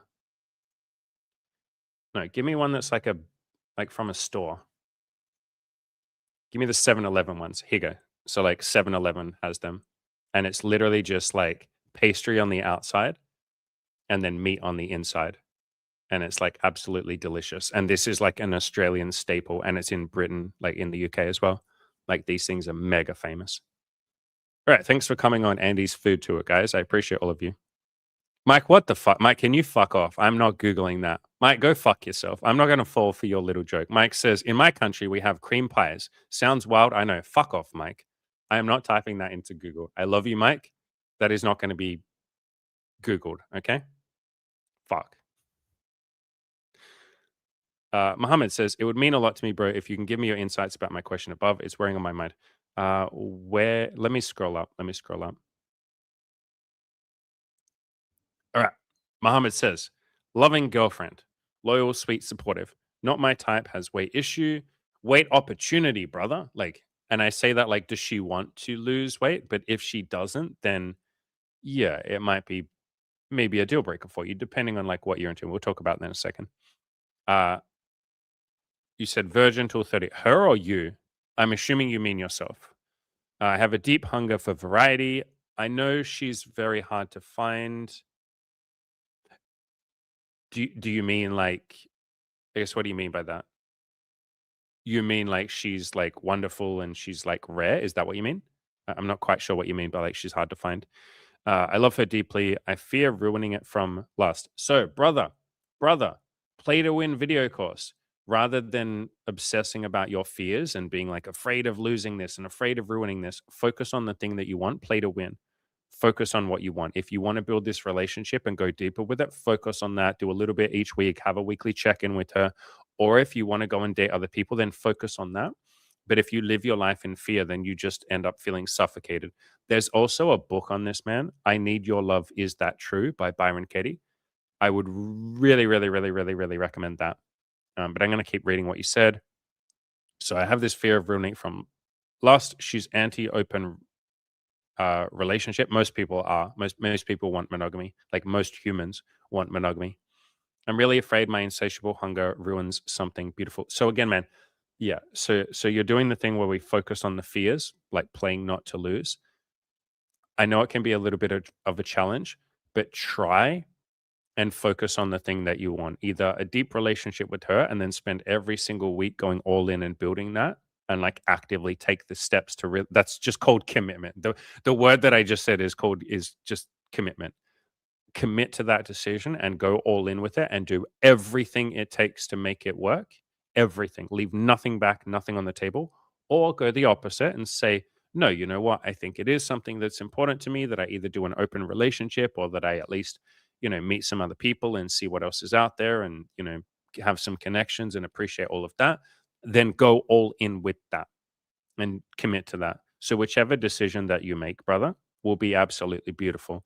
I know it can be really like there's this strong feeling of like, what if I make the wrong decision? It's like, brother, if we can get you to see that your life will be beautiful no matter which option you pick, then you won't be sitting there living from this place of fear. Again, this is what I call just playing to win. Like, realize that both of these decisions, you can win, man. You could have the most amazing life if you spend your life with her. Bro, you could have the most beautiful life.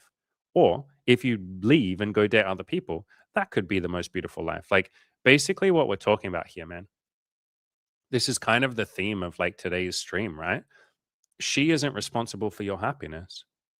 Like, don't make her the sole source of your happiness or any women in general. Like, there are so many other ways in life that you can be deeply happy, brother. I would build those out. I would focus on those. And then the relationship is almost just this like extra beautiful bonus. Like I said to Emmy, my ex, we were together for 7.5 years. And there were so many times I said to her, hey, if we ever break up, I'd just be really grateful for you. And I promise you'll be okay. And for the first couple of years, she didn't think she would be okay if we broke up. She was paranoid about it, kind of like you, man. She was just like exactly like you. She was really afraid. For her, she was really afraid that money would be the reason that we would break up. And she was really afraid that some of her anxieties and fears would be the reason that we would break up. She was just really paranoid about breaking up. And I we put in a lot of effort to help her let go of that fear because I said, if you're here out of fear, you're not really going to be all in this relationship. Like you're not going to be able to enjoy it. You're just going to be paranoid that will break up, that it will end. And so I got her to read books like I Need Your Love, Is That True? I got her to tell me all the things she was afraid of. I literally got her to write out a plan of what she would do if we broke up. Then I got her to ring her mother and literally say, hey, mom, everything's okay. Andy and I are not breaking up. So, like, chill out before I say anything. But if Andy and I were to break up, could I, like, come back home and stay with you? Could I crash at your place for 6 months or a year and rebuild my life? What job would I get? Where would I live? Like, what would I do? And so when we did break up, when we ended up breaking up, like, what, like 7 months ago or something, when we broke up. She just executed the plan. It's like, yeah, I already told my mother that if we break up, like I'll go back and stay with her. So you could do the same thing, man. You could basically say, like, what am I so afraid of? Like you said here, I have this deep fear of ruining this relationship with her. What will you do if you guys break up? Like literally plan it out. And you're going to hear me say it yet again. The Play to Win video course, gentlemen, I have an entire chapter in there on fear. There's an entire chapter on like overcoming your fears, your limiting beliefs, your self doubt. You can grab the Play to Win video course at playtowinmindset.com. But yeah, I would check that out. And I say it all the time. If you can't afford it, just email me and I'll give you a copy for free. I've already had a few of you guys email me and say, hey, man, can I have a copy for $1 or can I just fucking have it for free? So yeah, that will help, man. But I would flesh out like, what are you going to do if the relationship ends? Like, how can you still be happy? Xander says, Andy, you won. I bought the video, as in the Play to Win video course. Good shit, man. Beautiful. Amazing, dude. Yeah. And when you go through it, don't just read it, don't just listen to it, do the exercises. Like, it's a video course that you can keep coming back to, ideally, for like the next 5 or 10 years. Like, I packed a lot of content, squished it down as much as I could. It is literally, like, I'm not exaggerating. It is literally everything that I've learned in the last like 10 years of self improvement. It's like every single mindset that has helped me, that has like really deeply, fundamentally changed my life. And so each sentence is like its own world that you could get sucked down into. And you could live your life by just one sentence of the Play to Win video course. I even say this at the start of the course. I say, pick one chapter from this course, and there's like 12 chapters. Pick one chapter and just try and like really execute on this. Spend the next like 6 months just doing this one chapter and go all in with it. You could literally just pick one chapter and ignore the entire rest of the video course, and that would still be enough to like fundamentally change the way you live your life. Like, for example, every problem has a solution. If you literally just went around for the rest of your life, every time something like quote unquote bad happens, if you were just like, there has to be a solution to this and I'm going to find out what it is, or I'm going to invent a solution, or I'm not going to give up until I solve this. Literally, you would be the most like resilient, badass motherfucker on the entire planet.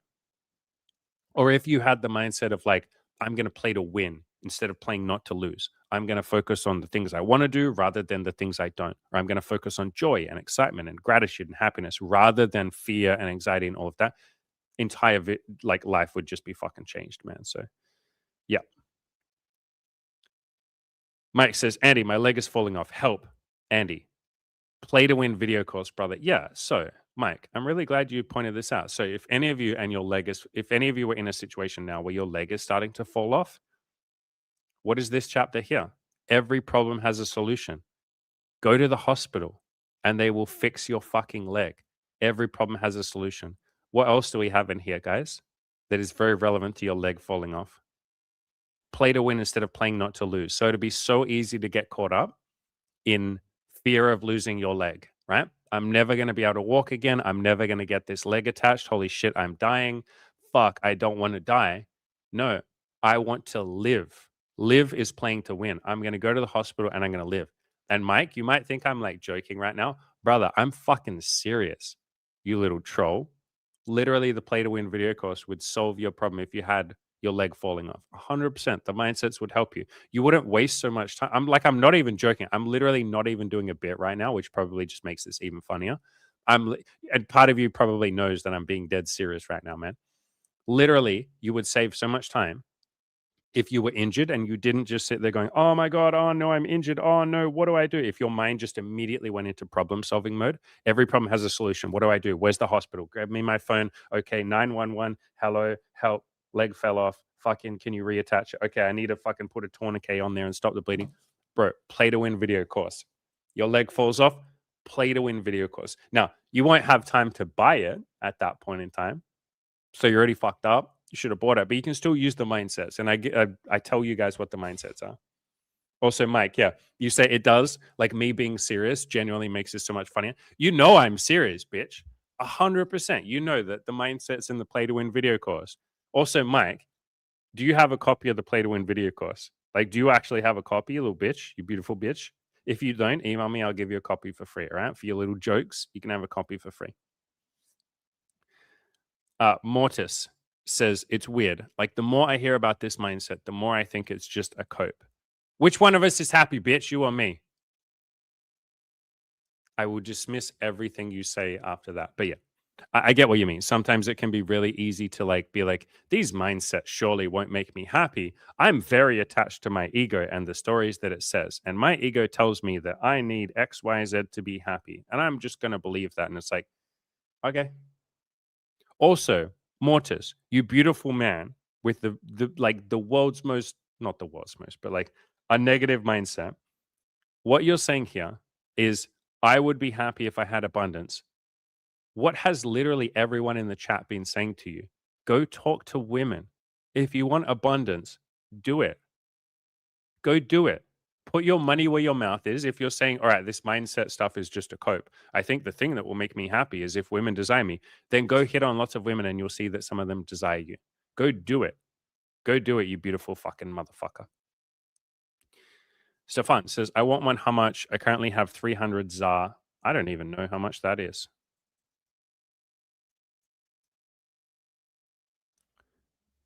You don't have a lot of money. Just email me. You can have a copy for free, dude. If you want to, if you guys want to send me some money, send me $1.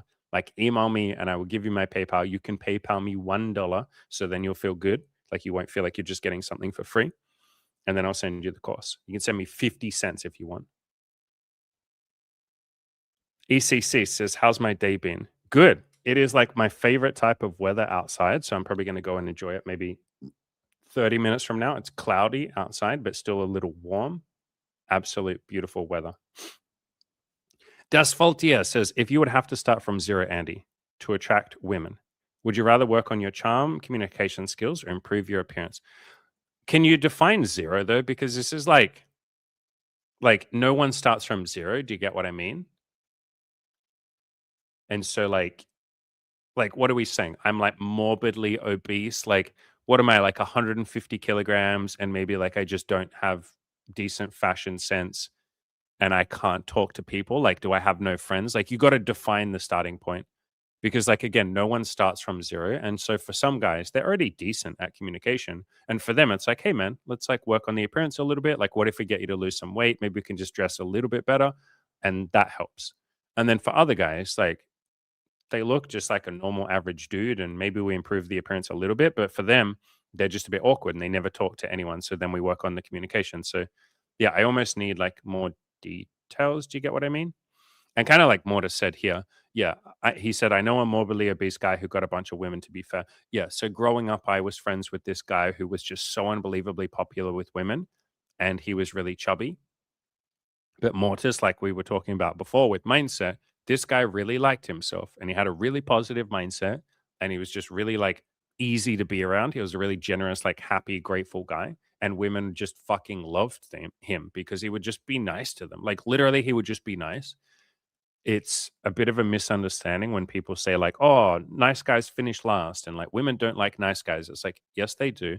They just like nice guys who have a backbone. They like nice guys who have some boundaries, or they like nice guys who know what they want and go for what they want.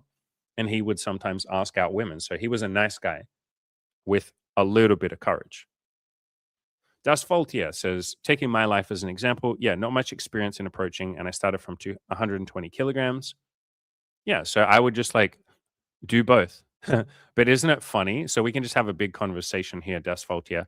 Our brain always wants to make everything binary, which means like one or the other.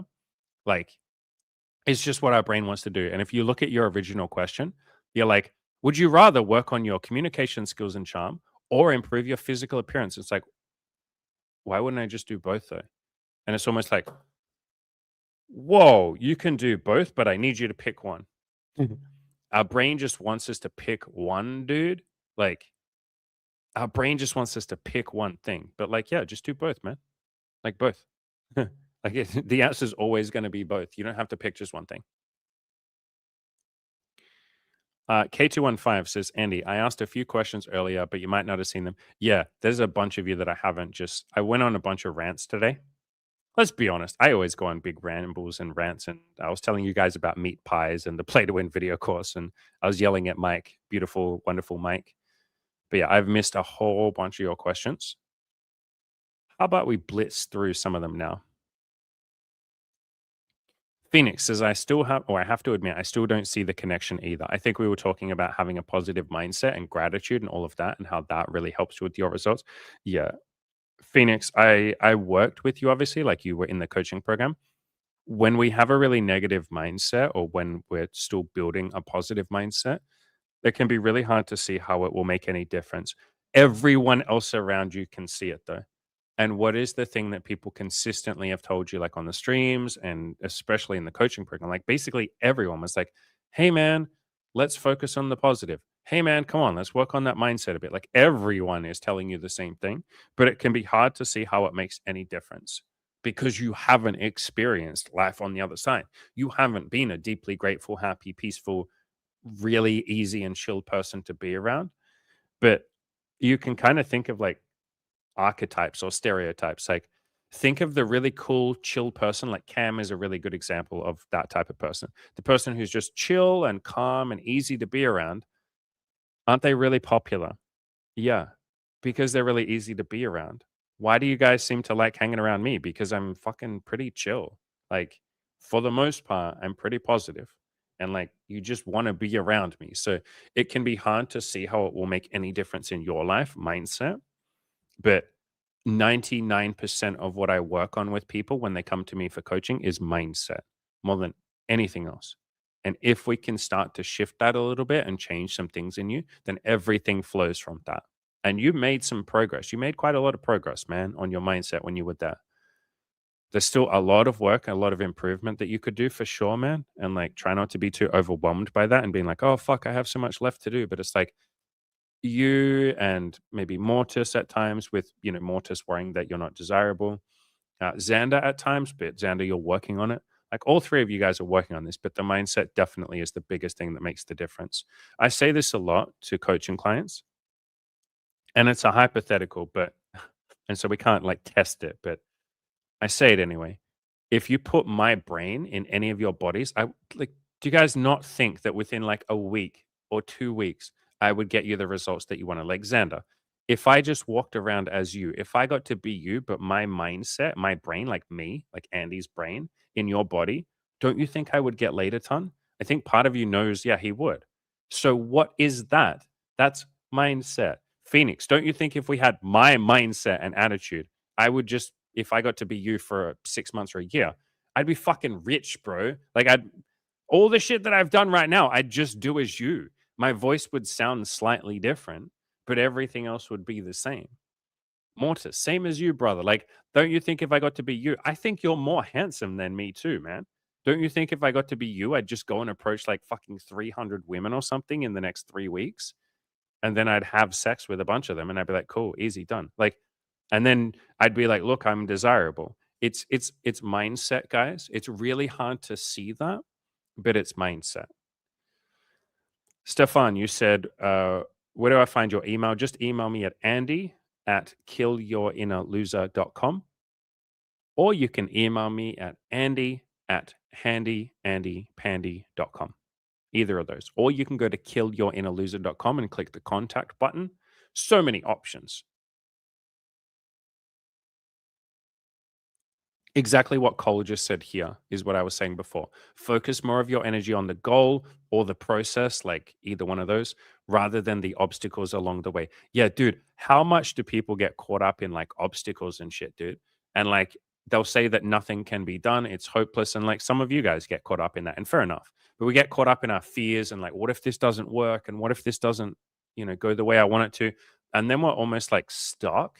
We get paralyzed. But if you guys can just have this almost like not obsessive focus, but just focus like 95% of your energy on either the goal or the process, like the action you're going to take every single day, or like the positives or gratitude, you'll just literally get more done. But when we focus on the obstacles, like obsess about the obstacles and get stuck on them, we don't take any action.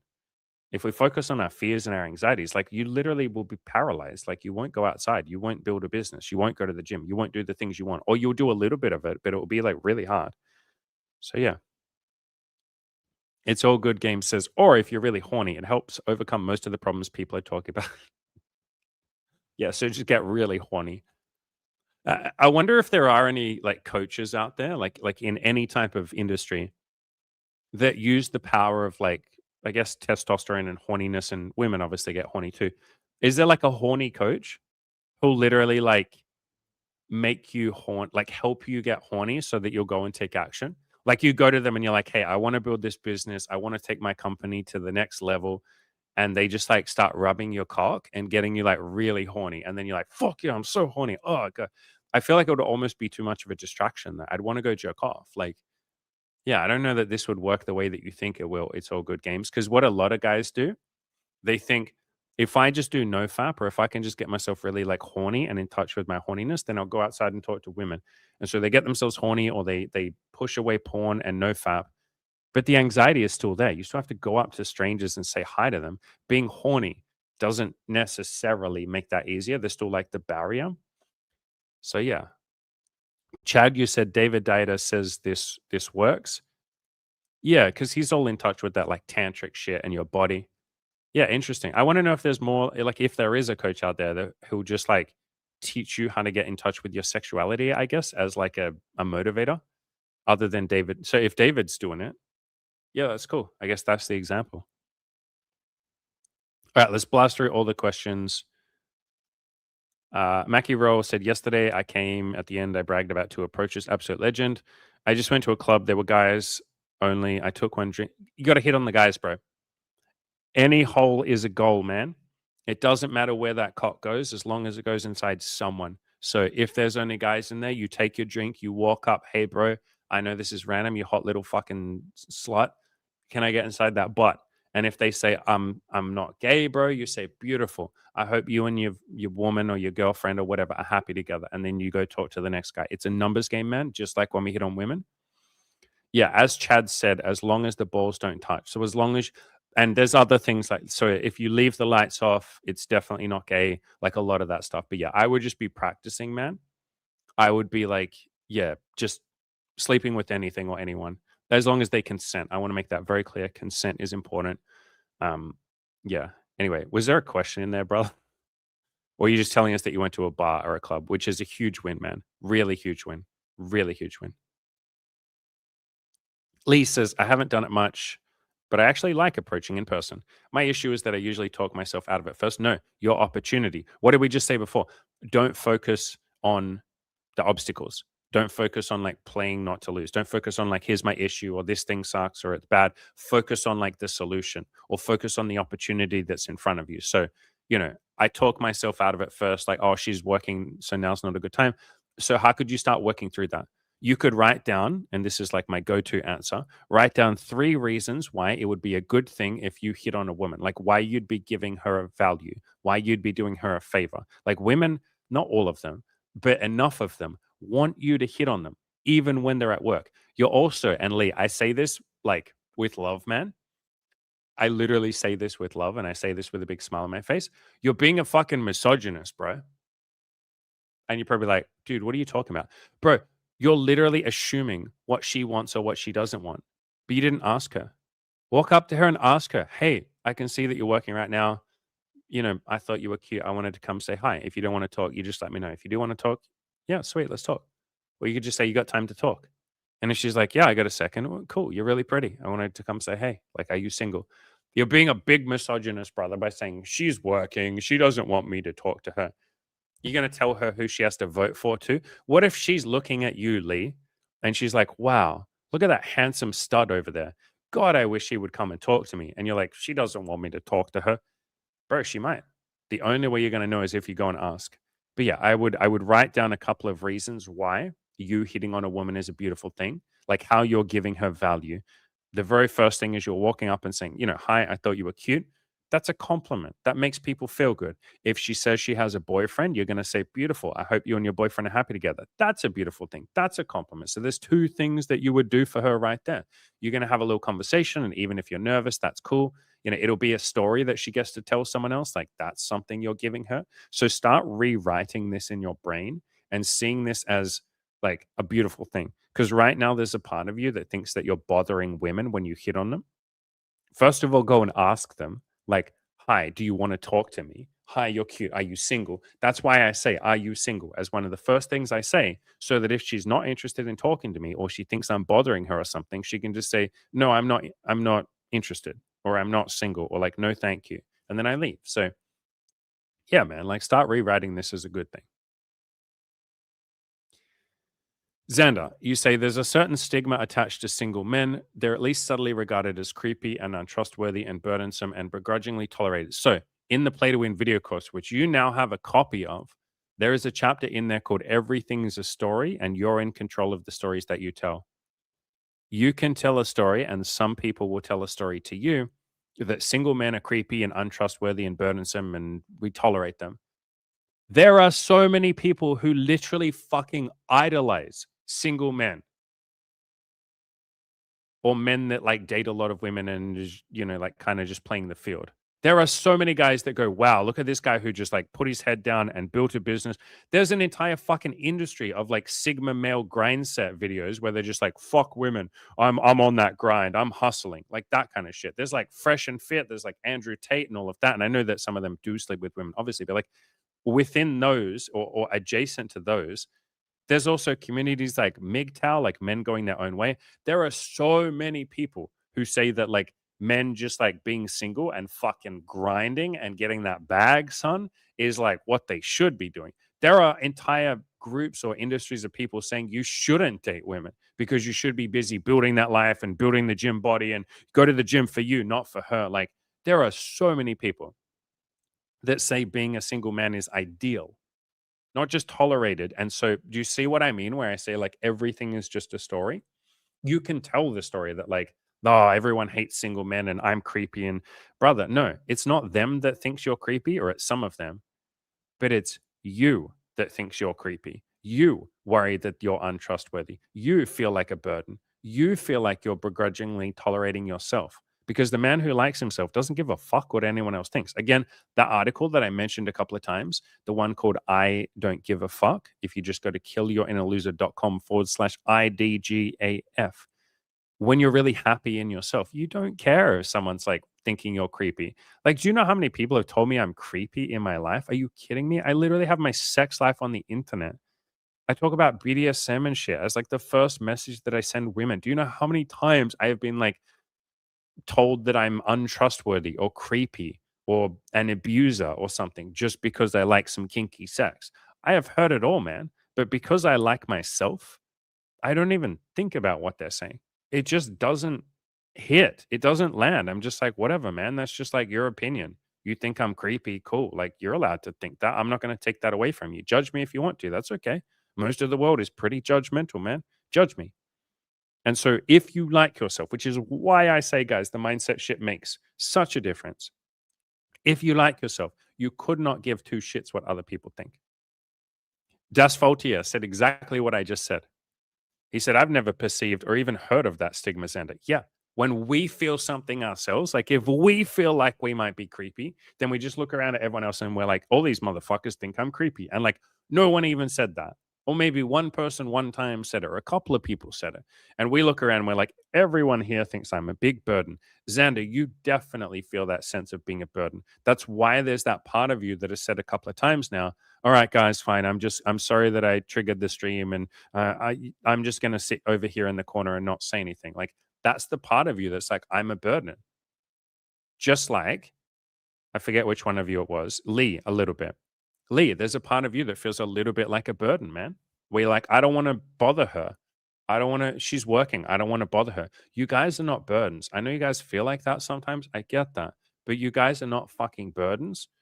And so many people don't think you're a burden. But if you think you're a burden, you're going to put that on other people and assume that they must think it. What have I said like quite a few times? I'm gonna bring this up because I just like fucking love this quote because it's so it gets to the heart of so much like unhappiness in humans. This beautiful Ram Dass quote that I mention all the damn time, you absolute wonderful humans. Here you go. Your problem is you're too busy holding on to your unworthiness. You could say you're too busy holding on to the fact that you think you're a burden.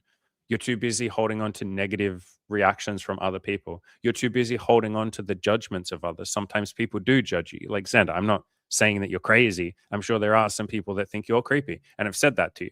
I've been told that a lot of times. You're too busy holding on to that. If you thought you were worthy, if you thought you were really good, which is getting to the heart of what we've been trying to sort of get across to some of you, if you guys think that you're worthy, if you think you're good enough, you could not give two fucking shits if some woman is like, "Hey, you're bothering me while I'm trying to work." You're like, "Cool, beautiful. Well, I hope you have a really nice day. Sorry to have bothered you. It was nice talking to you." And she's like, "Yeah, you too." And then you leave. And you're like, "Wow, well, that was nice. Like, look how honest she was with me." Or, someone thinks you're creepy and they say, "You're untrustworthy because you're single." And you're like, uh, I can see that sometimes I'm a bit untrustworthy. Maybe sometimes I'm accidentally creepy, but I think I'm doing a pretty good job. I'm doing my best. I guess sometimes we're all a little creepy. Yeah. Thank you for telling me that I'm creepy. I appreciate that. Have a nice day. You just fucking leave. Guys, I've had little death threats. I've been called every name under the sun that you could ever imagine. Have a YouTube channel or have an audience, and you will hear every criticism that you ever could have even imagined, and a bunch of other ones that you couldn't have. You will be called every unkind name under the sun, and it's just water off a duck's back. You can see that a person is experiencing some pain. If somebody is judgmental, like Xander, if somebody literally thinks that you're creepy or untrustworthy or burdensome or begrudgingly tolerated, which I'm trying to help you see, most of the time it's not them, brother. It's you that feels like that about yourself. And then we project that onto other people, or we are paranoid that other people feel like that. But even if they are saying those things about you, doesn't that just mean that they're being really judgmental? They're just in a state of mind of judgmentalism. Why do you care about someone who's judgment, and not that you don't care about them, but why do you take the opinion of someone who's deeply judgmental as if it's a fact? And again, maybe you're not able to recognize this right now. Maybe you can. It's not other people that are judging you, it's you. It's you that's judging yourself and you put that on other people. Lee, the same with you, brother. It's you that worries that you're bothering women. And I think you know this. I think you know this, Lee. It's you that's like, oh, I'd be bothering her. And then you just assume that I'm not going to hit on her because I'd be bothering her. It's like, bro, you didn't ask. You didn't even walk up to her and ask. And you can also look for evidence that the opposite is true. So, like Xander, kind of like Das Faultier said to you, brother, you could say, like, I feel a bit creepy and untrustworthy and burdensome and tolerated and all of that shit if I'm single. Why don't you go find the guys that respect you for being single? I will respect the fuck out of any of you for being single. I'll respect you if you're in a relationship too. That's the point. Non judgmental people, or people who are like less judgmental or just don't judge you on this thing, bro, they'll love you just as much if you're single or not. Those are the people I would spend your time with. I would not be spending any time with people that think you're creepy or untrustworthy or burdensome or begrudgingly tolerated. And again, brother, it's not other people that think that. Maybe it's some people that think that, but it's mostly you. Like, we judge ourselves and then we get paranoid that everyone else is judging us too. We just assume that everyone else is judging us too. And most of the time they're not. Or even if they are, then congratulations, like, you did it first and they just took cues from you. And they were like, well, this guy doesn't really like himself. Like, I may as well fucking judge him too. So yeah, it's usually us. All right, let me blitz through the rest of your questions.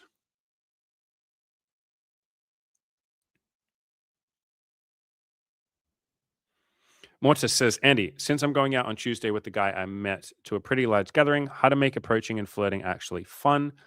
Can you get the guy to help you? Like, can he wingman you? Like, can he wingman with you? That'll make it more fun. Um, but other than that, just the other things that we said earlier in the stream, man, set yourself a fun little challenge. Like, why don't you try telling some jokes to people? Like, flirting, a lot of it is just like joking and stuff like that. Or if flirting kind of overwhelms you and stresses you out a little bit, try just giving compliments, but like a compliment based on appearance. That's like pretty close to flirting. So you just say to her, like, wow, you have the most beautiful eyes. Women will tell you that's flirting. Like, that is literally a type of flirting. But really, all you're doing is giving a compliment. You're like, I'm just telling the truth. Like, your eyes are pretty. I'm just saying that. So that's usually how I flirt. I'm not like a big charismatic like flirter. Sometimes I do, but like, honestly, no. Most of the time I just give compliments. I'm just like autistically honest with people. And that's like, people tell me that's flirting. And I'm like, no, I'm just telling you the truth. Like she has a beautiful smile. I'm like, oh my God, your smile is so beautiful. Or her face is pretty. I'm like, God, you're so pretty. Like just shit like I'm just like calling it like it is, if that makes sense. But yeah. Mackie Real says, Andy, stupid question. There are no stupid questions, my friend. It bothers me the most. Me and my girlfriend broke up because of something I won't mention. Cryptic. That's cryptic, brother. Now we're all wondering what it is. We agreed to work on our feelings and communication and then check up in 6 months. That's incredibly mature of both of you. Holy shit, dude. I'm not over her. You don't have to be over her. You don't have to get over her. So I have coached so many people through this where they come to me for coaching and they're like, hey, I want to get over this girl. And I'm like, why do you want to get over her? Like, why do you need to get over her? Like, get over her is an extra step that you've inserted that is not necessary at all. What you want to do is live your own beautiful, happy, independent life. You can miss her, you can cry, you can be sad, you can be like, I want her back. Just also get on with life. So you don't have to get over her, man, like at all. I didn't just like get over Emmy. Do you guys think I just like got over Emmy? She was with me for 7.5 years. Why would I get over her? It feels almost like disrespectful to be like, I'm going to get over her. It's like she was the love of my fucking life for 7 years. Like she was such an important part of my life. Why would I get over her? I just got on with life. The day after we broke up, I recorded a video for YouTube and I just mentioned all the things I was grateful for her for. Like I just started coaching you guys again. I obviously cried a lot and I was sad and all of that. But like I didn't need to get over her. Like I just switched it up for gratitude, I guess. So you could do that too if you want, man. Like write a list of like 50 reasons why you're grateful for her. And then what you do is you integrate her into your heart. What I mean by that is like, you're not trying to like get over her and get rid of her and be like, I don't give a fuck about this bitch anymore. Like, no, she probably changed your life in a bunch of ways, man. Like, acknowledge those things, have reverence for those things, have appreciation for the ways that she changed your life. And then you can like keep those parts. Like, you don't have to like get over it or push it away or anything like that. You said, I think about her and it's hard to survive the pause. And yet you're doing it. You're doing it wonderfully, man. You say, how do I manage it? You already are, brother. Or should I say, fuck it and write even though there is a chance of everything? I'm not sure what you mean by that last sentence. That might be a typo, but yeah, man, feel all your feelings. Write them out to us. Write them on a piece of paper. Like, what if you write down, like I said, all of the reasons why you're grateful for her and all the ways that she changed your life? What if every single time you come to one of these streams, you tell us one? Tell us one thing that you wrote down. And, I'm going to be doing these streams for the next like 20 or 30 days. You could tell us 20 or 30 reasons why you're grateful for her. And when we switch it to gratitude, it doesn't have this like painful attachment. There might still be some fucking attachment. You might be sad as hell, bro. Obviously, feel your feelings, man. But like, start to tell us some reasons why you're grateful for her. And that will start to like switch this from like agony and pain to like a little bit more, I don't know, acceptance and peace. But yeah, everything you're going through is just like what people go through when they break up, man. Like, it's like very normal. K215 says, Andy, I was wondering about two things. Yep, fire away, my friend. Tell me these two things. I had someone tell me that they felt they would have pulled more if they were more blasé, like I used to be. What do you mean by blasé? You just mean like not really caring about other people? Like you'll have to explain what you mean by blasé. That can mean a bunch of different things. I felt that being honest saved him many problems. Okay, I understand what you're saying. You're saying basically just like not caring about honesty and not caring about compassion.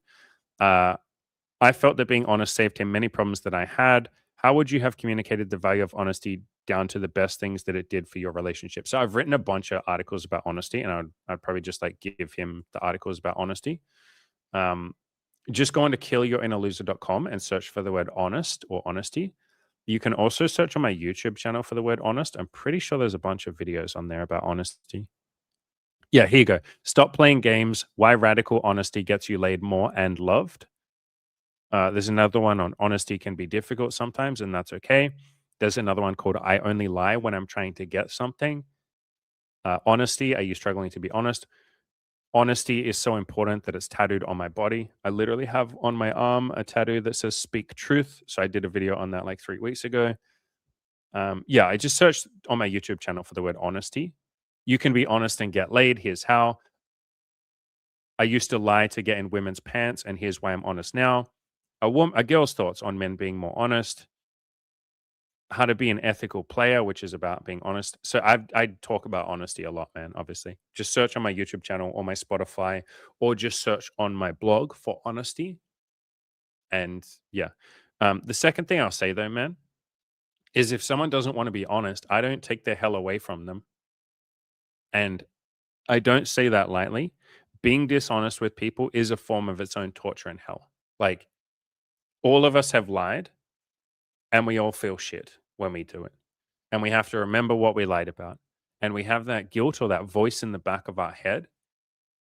And if someone is currently like lying a lot and I try and help them and they're just not really listening, which happens sometimes, man. Sometimes people come to this community and they're like, you guys are beta male and you're all gay. Like, why are you being honest? Like, that's gay. You guys are fucking gay. Like, you should just say whatever you can to get in a woman's pants. I watched Andrew Tate and he told me to just fuck bitches and do what I want. Like, I probably am not going to change that person's mind, right? Like maybe they'll stick around. Like I say, you're welcome to stick around, brother. Like we want you here, man. We're not going to encourage you to do what you're doing. And we are going to gently keep showing you the value of honesty if you stick around. But you're very welcome. Like you're not excluded from this community just because you don't like honesty. But I definitely don't expect that I'm going to change their mind.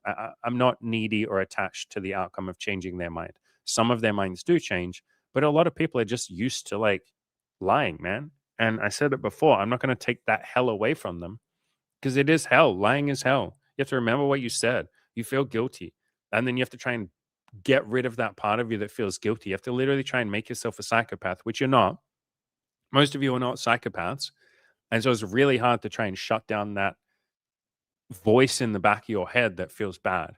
There's an entire TV show about this called The Good Place, which is one of my probably just my favorite piece of like entertainment or anything really ever. It's like my absolute favorite piece of media.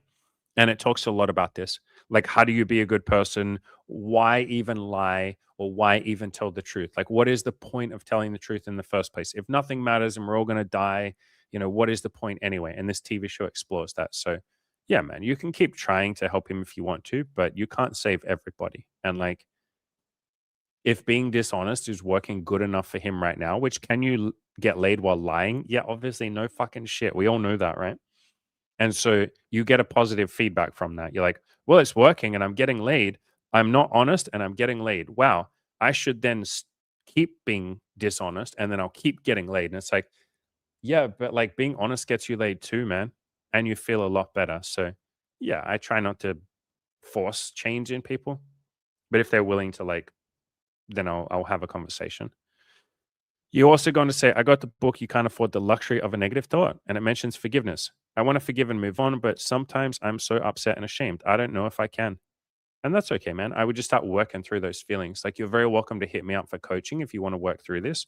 I have the $200 calls. I'm also happy to do a little bit of it with you, like on some of these live streams, not today, like, because we'll finish soon.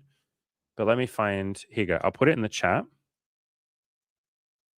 The $200 coaching calls. If you want to book one in with me, we'll sit down for like a couple of hours and we can work through this, or you can just do it for free um, in the upcoming live streams in the next couple of weeks. But yeah, I would just work through some of these stories, man. Like I just write some shit down.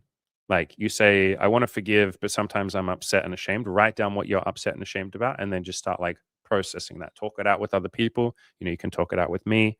Do the work on it. Like there's all of these different ways. Go to therapy if you want, talk to the person that you're angry at and ask for them to help you. And that might be the last thing that you ever think of doing. But you're like, but I resent them and I don't like them. And it's like, that's the perfect person to help you forgive them because they don't want you to be angry at them.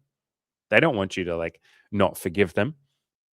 And so sometimes you can literally go to the person that you think is your enemy and say, hey, I feel really angry at you. Can you please help me? I don't want to feel like this. Like I said that so many times with Emmy. She said that to me so many times. I said that to Molly like 2 weeks ago. I was like, here's how I'm feeling. I'm feeling these emotions. I don't want to feel like this towards you. Can you please help me with this? And she did. And she said that to me too. So yeah, you can go to that person.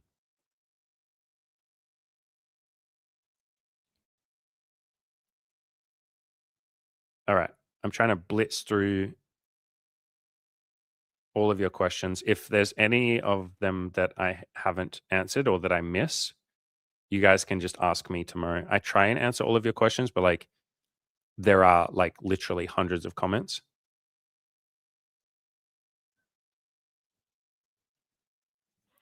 Stefan, so this was like an hour ago. We were talking about like how people want different things, and I obviously don't want kids. I've had a vasectomy.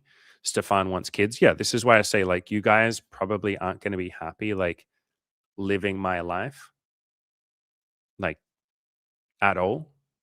So figure out what kind of life you want to live. My goal is not to make any of you just be me. Lee says, fun fact, Andy, the finding three things that you like about yourself is just like cognitive behavior therapy training to help people. Yeah. So I learned cognitive behavior therapy when I was like super depressed. A lot of my stuff is based on that, like CBT and Byron Katie and what she calls the work.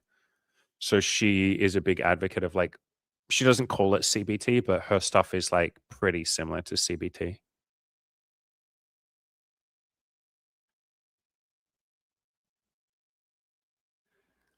Des Faultier says, Andy, can I take you up on yesterday's offer? A few things I'd like to say to you.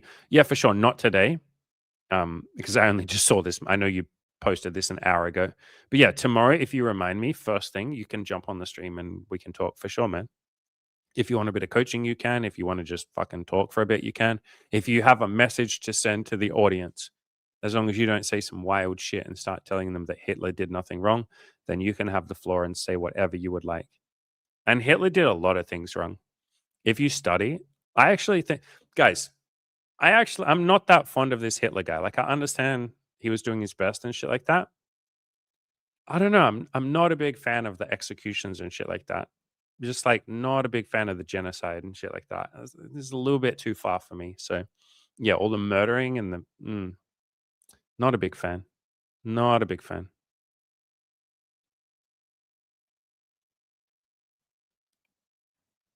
Mackie Roll. No, we did answer your question, didn't we? Yep, we answered that. Is there anyone else's question that I haven't answered? I think there's a couple more.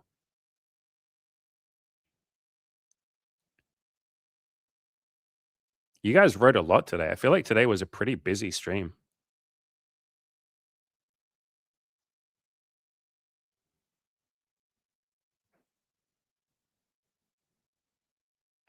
I'm just like scrolling through all of your fucking comments, you guys.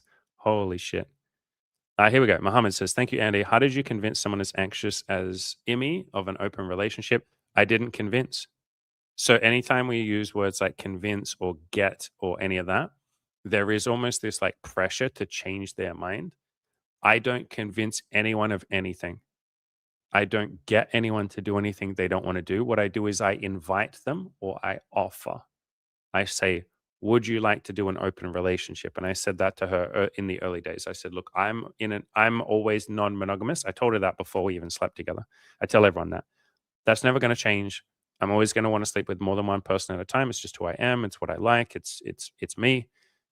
If you want to date me, like that's part of the conditions. And if at some point you decide that you don't want that, then we'll just like gently go separate ways and I'll have nothing but love for you. I will do everything I can to like help you find the person that you want to be with. Or if you want to be single for a while, I'll support you in that. If we want to even be friends, we can. Like I'll be friends with you. So yeah, it's less about convincing, man. And it's more about offering. Same with my coaching. Like Cole, if Cole's still here in the chat, Cole will tell you, like we did a call the other day, like a coaching call. And he was kind of like thinking about coming to the coaching. He was like really thinking about it. But I didn't like convince him to sign up for the coaching. I was just like, "Do you want the coaching, man?" And like we talked through it. He asked some questions. We talked about where he was at in life and all of that. And then he was like, do you think I'd be okay without the coaching?" And I was like, "Yeah, man, like you'll be fine. You don't need the coaching. Like if you want to come to coaching, bro, I'll freaking pour my heart and soul into changing your life, of course. Like that's what you're paying me for. But if you don't come to coaching, bro, you'll be fine. Like just go do this and then go try this and then do this and you'll be good." So, yeah, it's less about convincing anyone. Like I'm never convincing, like I just don't try and convince people. I offer. I'm like, "Do you want this?" I invite. And then if I get the sense that they're hesitant, like Cole was hesitant for sure on the call. Cole was absolutely hesitant. I'm not going to like jump on that and be like, all right, I got this motherfucker right where I want him. He's hesitant. We can work with this. I'm just like, hey, man, you seem hesitant. Like, what do you want? You want to talk about it? I can help. Same with girls. If I hit on a woman and she seems hesitant, or if I offer something to her like, hey, do you want to do BDSM or do you want to do an open relationship? If she seems hesitant, I'm literally just like, do you want to talk about it? Like, how you feeling? Like, what do you want? Like, I only want someone to do something they want. And as you're kind of experiencing, man, like you're literally in the middle of this right now. If we try and convince someone, or if we're a little bit like almost like needy, like wanting the person to do the thing that we want, it's painful, right, bro? Like it's fucking painful wanting your girlfriend to do something that she doesn't want to do. Like, didn't you literally say that your girlfriend doesn't want open relationships? You're not going to convince her, dude. It's just going to be painful for you. And even if you do convince her, you're going to feel like, fuck, first of all, I manipulated her. That doesn't feel good. But then, second of all, like, does she even want to be here? She's just going to leave at some point. Like, surely I can't just keep forcing her to be or like convincing her to be here. So, yeah, it's less about convincing men and it's more about just finding the people that want the same thing you want. There's a really good book on this called I Need Your Love. Is That True? Talks a lot about this, man. Mortis says, "Ah, man, why am I ranting? You're right that it's useless to just focus on the negative." Yeah, and like sometimes it serves a purpose a little bit to focus on the negative, like because then we can go, okay, what can I improve? But even then, it's not negative. We're just labeling it negative. But I think you get what I'm saying. It can be helpful for a little point. Like complaining serves a purpose. Like if you bitch and moan and complain about something, that can be really helpful at the start because then a bunch of people can see you bitching and moaning. They can see you're unhappy. They'll step in and give you an intervention. They'll give you advice. They'll change your life. They'll help you. But if you like keep focusing on the negatives or keep focusing on like playing not to lose or focusing on the thing that's making you unhappy and you don't change something or you're barely changing anything because you're so caught up in focusing on the negative, then yeah, that's when it starts to become like almost like paralyzing. Like you just get stuck.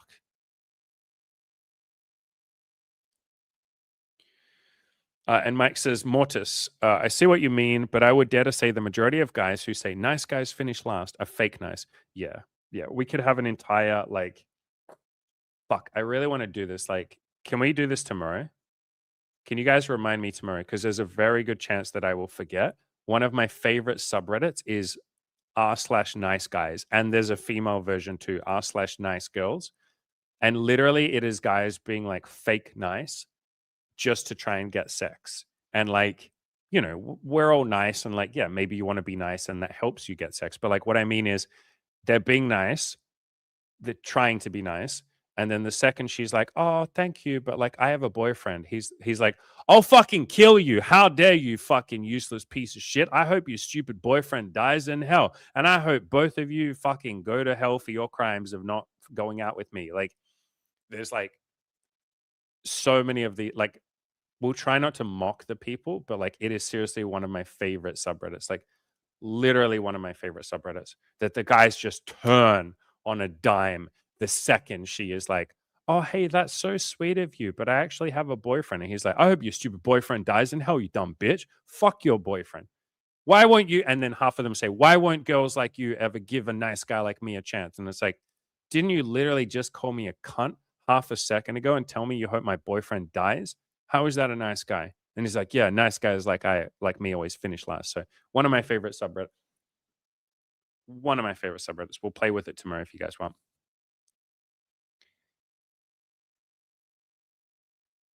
Xander, you say, all right, Andy, thank you so much for everything. Thank you, brother. Thank you for being so vulnerable with all of us. Thank you for opening up. Like you're doing a fantastic freaking job.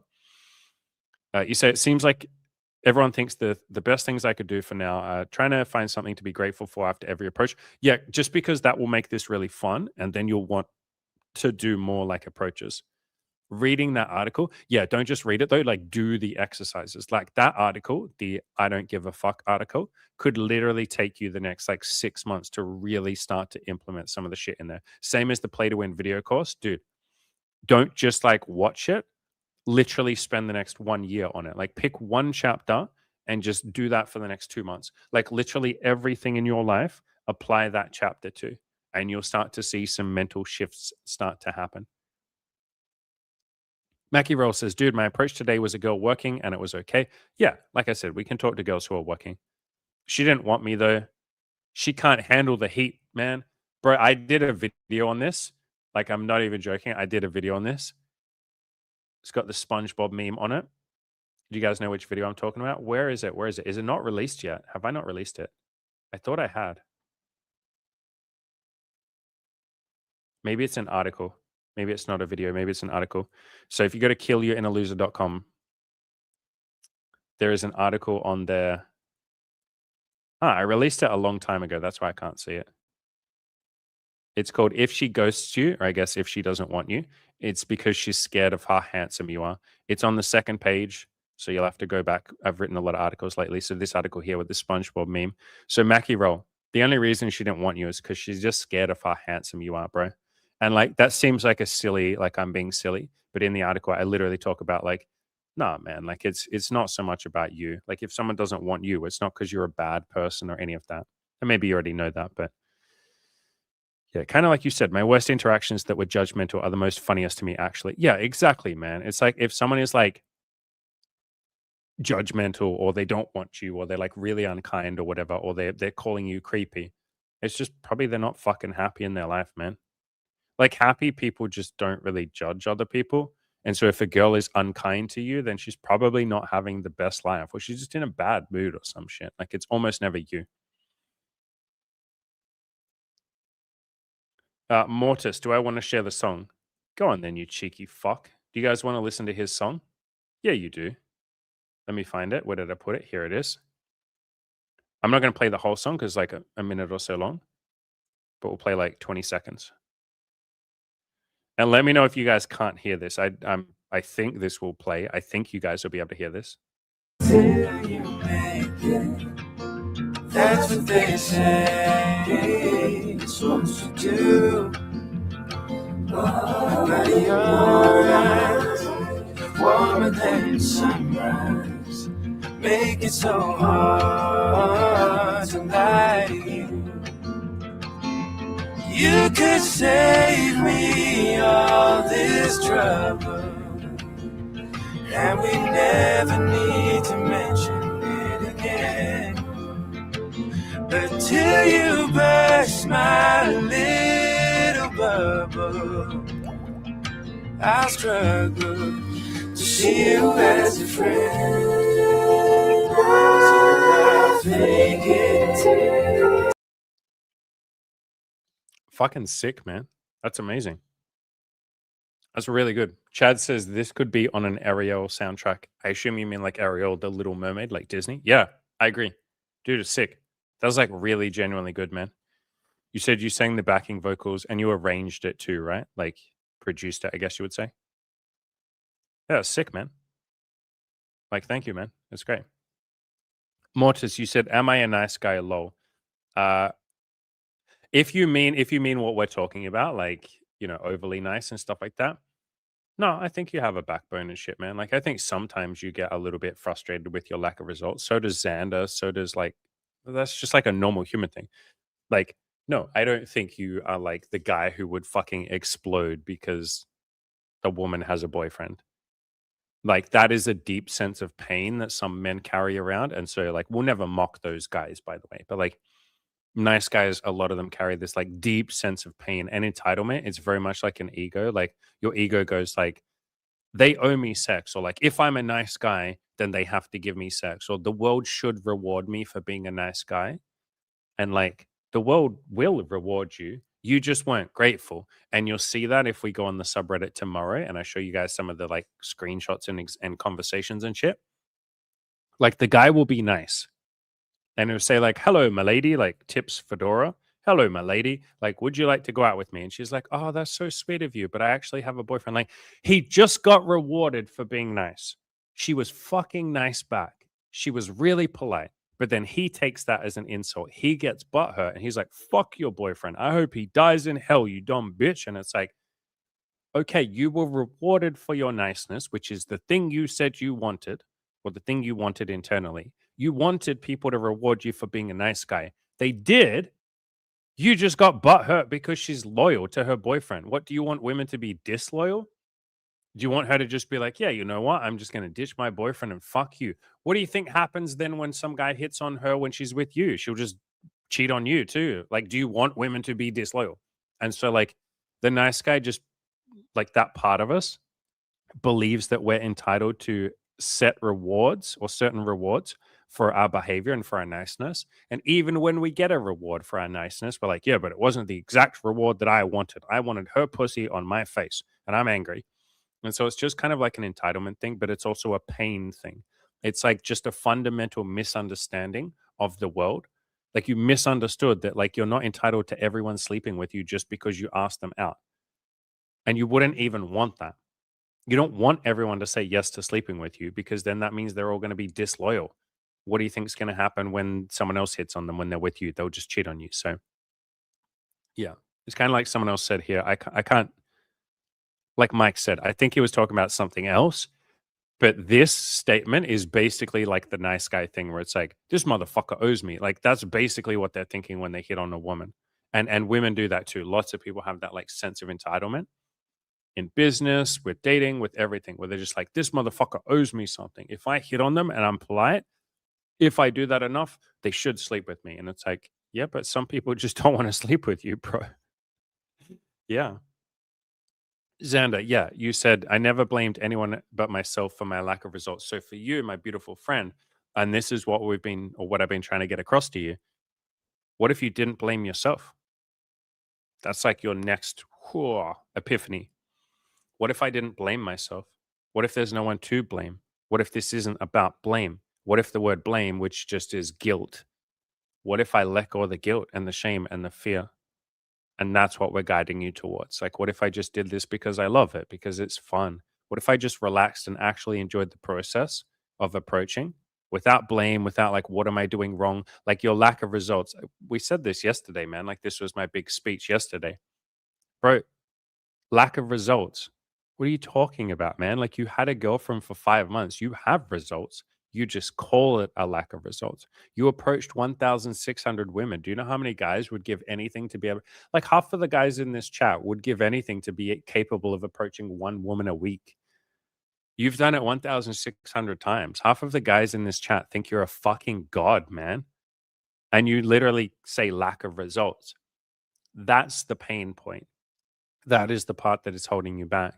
Because when you believe there's a lack of results, because when you're fucking blaming yourself and feeling guilty and angry and frustrated and all of that, it's really hard to go outside and talk to women. You literally said, I've cut down and I'm only talking to 5 women a day now, which is still amazing. That's insane. 5 a day is brilliant. That's beautiful. Over a week, you'll do like 35, which is what we say to aim for when you're like really serious about this. You're crushing it, man. You're doing good. But if you were really enjoying this and this brought you so much joy, don't you think you'd go out there and approach like 30 women a day? Like my friend, like my client Victor. Victor goes out there and approaches like 30 women a day because he loves it, because he's grateful, because it's fun, because it's beautiful. And he wasn't like that at the start. Just like you, man. He would blame himself for his lack of results, his perceived lack of results. He was very frustrated. He was very angry. He would cry like almost every day. He was very frustrated. But as he embraced the gratitude and all the stuff that we talk about, and it took time. I've worked with him for about a year. It's taken like maybe 7 months to build a really positive mindset. That's why I say this stuff takes time. Now he can approach 30 women because it's fun. Just like I can sit here with you guys for 2.5 hours now. And then after this, I'm going to go coach all my people. I can spend like 10 hours a day coaching people because it's fun. I like it. But when I first started this, no, it wasn't fun. Like I hadn't found how to make it fun. And just like you, bro, I kept saying I had all these lack of results. Meanwhile, people are paying me money. Money was literally coming into me. And I was like, yeah, but I'm not rich. So therefore, I don't have any results. I had results. I just wasn't appreciating them. I wasn't grateful for them. And then why would people give me more money if I'm not appreciating it? And even more to the point, even if they gave me money, I would just blame myself and be like, I'm bad at coaching. I'm not good at this. I suck at this. I'd blame the audience sometimes, which you said you're not doing. That's great. But like, it's not about blame, man. It's about realizing that you're already having results. You're kicking ass, dude. You are absolutely kicking ass. And there's no need for blame. What we're trying to guide you towards, Sander, is celebrating yourself. Because again, half of the guys in this chat think you're a god, man. 1,600 approaches? Are you kidding me? You're a fucking god, dude. You're just so busy saying, why am I failing? You're a god, man. Tristan says, Andy, what are your thoughts and what are my thoughts? I got lots of thoughts, bro. And what are some tips for being self-conscious of looking over? When you say looking over, do you mean looking older? Is that what you mean? Like looking older? I'm a 28-year-old male, but I look mid-30s. I'm not the most attractive guy, so I'm afraid of being perceived as creepy. So, Mike, what am I going to recommend Tristan do? Mike, if you're still here in the chat, brother, we love you. What am I going to tell Tristan to do? I want to see if Mike is able to jump in and answer this question. Come on, Mike. I am absolutely setting you up for a home run right now, brother. Absolute home run. JW says, I get triggered sometimes, but not out of entitlement, more because of the pain that I can't have this. You can have it. You're just like, our brain gets stuck and says, I can't have this. But yeah, you can have it, man. You just got to do the work. Like if you just do the steps to have a girlfriend or to meet some women or to build a business, you can have it. Actually, I did a video on this, man. I'll show you this video. It's like very, very, very relevant. It's called the cake recipe analogy. And I literally say, if you guys want a cake, what do? You just follow the recipe. Literally just follow the recipe. But imagine if you were like, I don't have a cake. It's not like I'm just so angry. I'm triggered. I'm sad. Like, why don't I have a cake? You'd be like, bro, just like go buy the ingredients and bake a cake.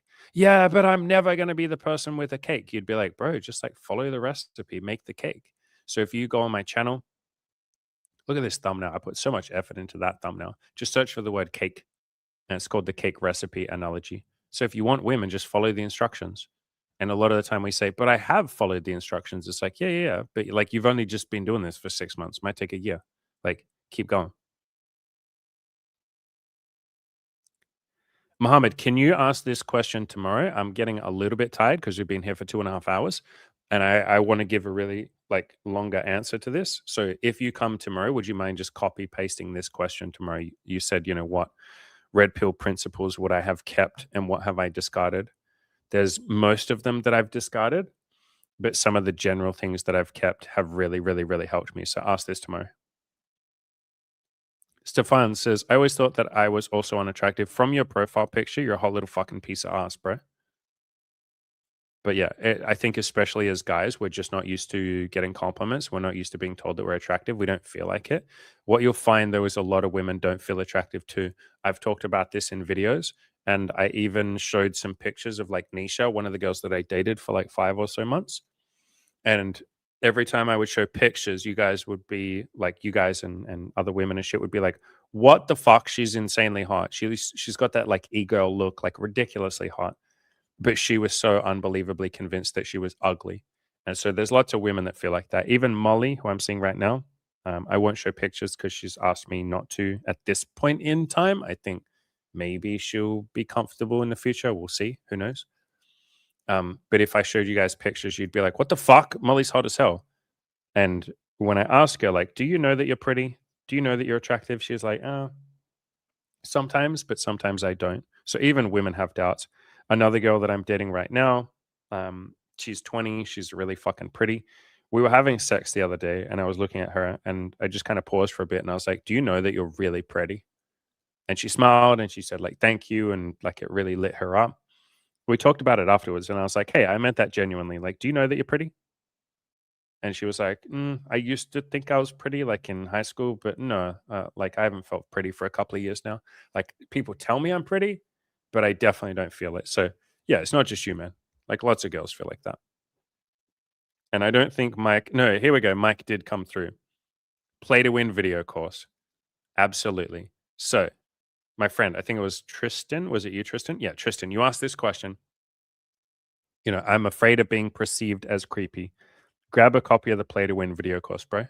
It's at playtowinmindset.com. And there's a chapter in there called Play to Win rather than playing not to lose. So instead of focusing on like, I'm afraid of being creepy, focus on the opposite. How can I be a respectful older guy? Like focus on the thing you want. I'm going to go find the women that like me and that like my age and want to date an older guy or a guy my age. Go find those women and don't worry about the ones that aren't into you. So don't focus so much on the thing you don't want, which is like, I don't want to be creepy. It's like, don't worry about that, man. What does that got to do with anything? Go focus on like the thing you want, which is I'm going to find the women that like me. You can also go on my YouTube channel and search for the word creepy. It's funny that people ask me this question all the time. Like, I'm worried about being creepy. And it's like, I talk about that all the time. So, this video here, I worry about being creepy when I approach.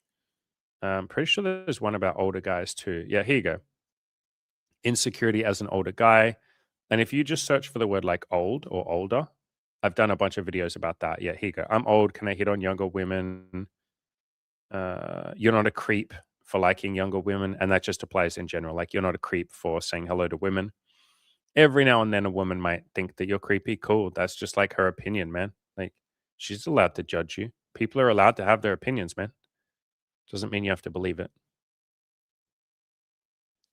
Lee says, I think Ravi nailed it best with regards to business. Don't treat rejections as a failure. Treat it as feedback that your approach to what you're trying to solve needs to be fine tuned a bit more. Or you can go even further than that and say there is no rejection. There's just some people that didn't want your thing. Like, that's not a rejection. It doesn't even necessarily mean that you need to fine tune anything. Sometimes it's that. Sometimes it's literally by design. Like, again, if you're still here, Cole and I, this handsome fuck, look at this guy with his truck. Cole and I jumped on a call like 2 or 3 days ago, and like, he didn't sign up for the coaching program. Does that mean that I need to fine tune my approach a little bit more, or I need to change my coaching program? I'm sure if you asked Cole, I don't want to put words in his mouth, but I'm sure if you asked him and said, like, what does Andy need to fine tune in his business? What does he need to change? Cole would probably be like, what do you fucking mean? Like, nothing. I just didn't pay him for coaching. Like, what do you mean? I had someone email me this a while ago. They emailed me and they offered me something like some like they were going to coach me or like something like that. And I just said, hey man, I super appreciate that, but like, no, I'm good. I've got like coaches and stuff like that. Like, I'm good. I don't need. And he replied and said, like, can you tell me what in my approach I could have done better?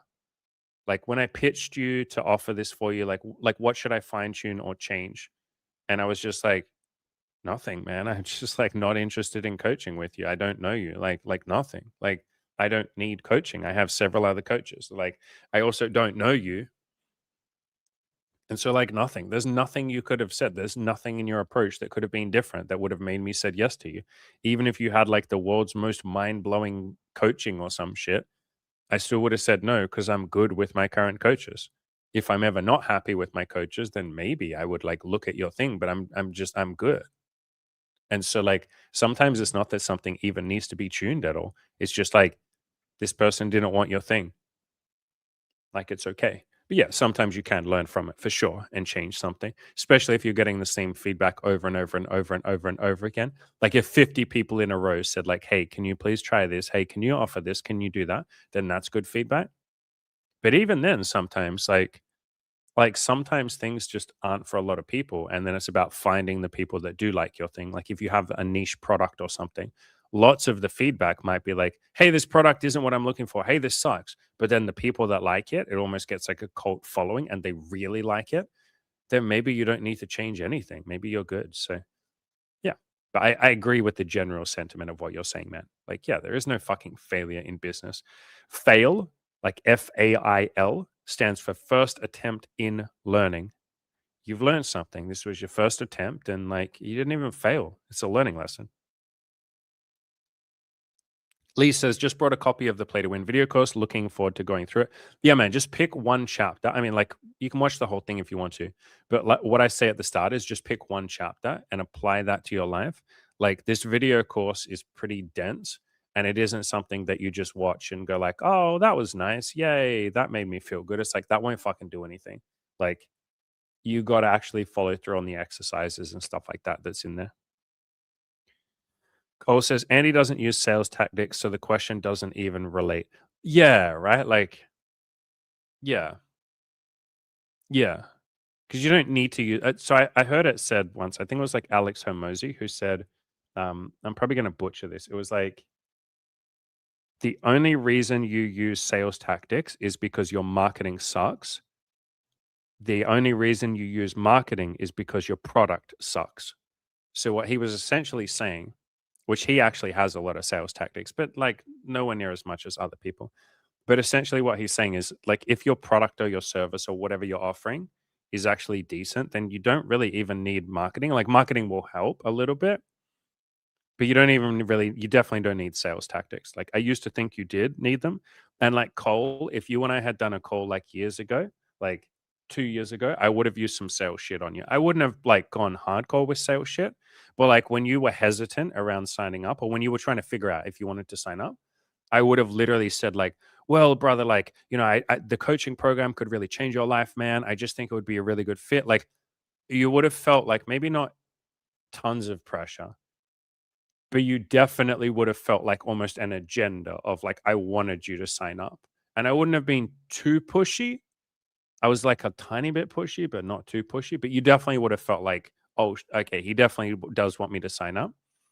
Whereas like now, most of the like every time someone gets on a call with me, I have some people that are like, they're almost like preemptively defensive and they almost like apologize. They're like, I'm really sorry, man. I don't think I want to sign up for your big program. I'm like, that's cool, bro. I don't give a fuck. Like, you wanna sign up, that's cool, man. If you don't wanna sign up, that's cool. Like, I love you just the same, man. Like, you don't have to give me money to get my love. So, yeah, that's is definitely something that's changed because I did think you used to have to use or I did used to think you had to use sales tactics. So I used them a little bit a few years ago. Yeah, exactly what Cole just said here. Finding the right person is more the case rather than, like, fine-tuning something. And you might fine-tune some things. Like you might change the way you approach a little bit. You might work on your mindset. Like obviously that's what I would might work on. You might work on your appearance a bit and look a little better. Like we tune those things for sure. But like even then, if you make yourself fucking perfect, like if you have the perfect sales pitch and the perfect product and all of that, if you just walk up to someone that's not interested, like nothing you say is going to make a difference. And the same as when you guys approach women if you walk up to a woman and you have like the sickest game ever and you're just like smoothest pickup tactics and you just look like a hot little piece of ass, maybe you're even famous, maybe you're Leonardo DiCaprio. If Leonardo DiCaprio, with all of his charm and smooth and money and all of that shit, walks up to a woman and she happens to not be single, she might literally be like, "Oh my god, Leonardo DiCaprio is hitting on me. Oh my god, can I please take a selfie? Can I please?" And he's like, "Yeah, baby, of course you can." They take a selfie and she's like, "Oh my god, this is not real. This is not real. This is not real. This is not real." And he's like, "Can I get your phone number?" And she's like, "Oh my fucking god." Like, I get Leonardo. Okay, you can get my phone number. Oh my god. Gives him the phone number. If he then is like, "Hey, can I sleep with you? Do you want to fuck each other?" She'd be like, "Oh my god, I feel like such a bitch, but I have a husband."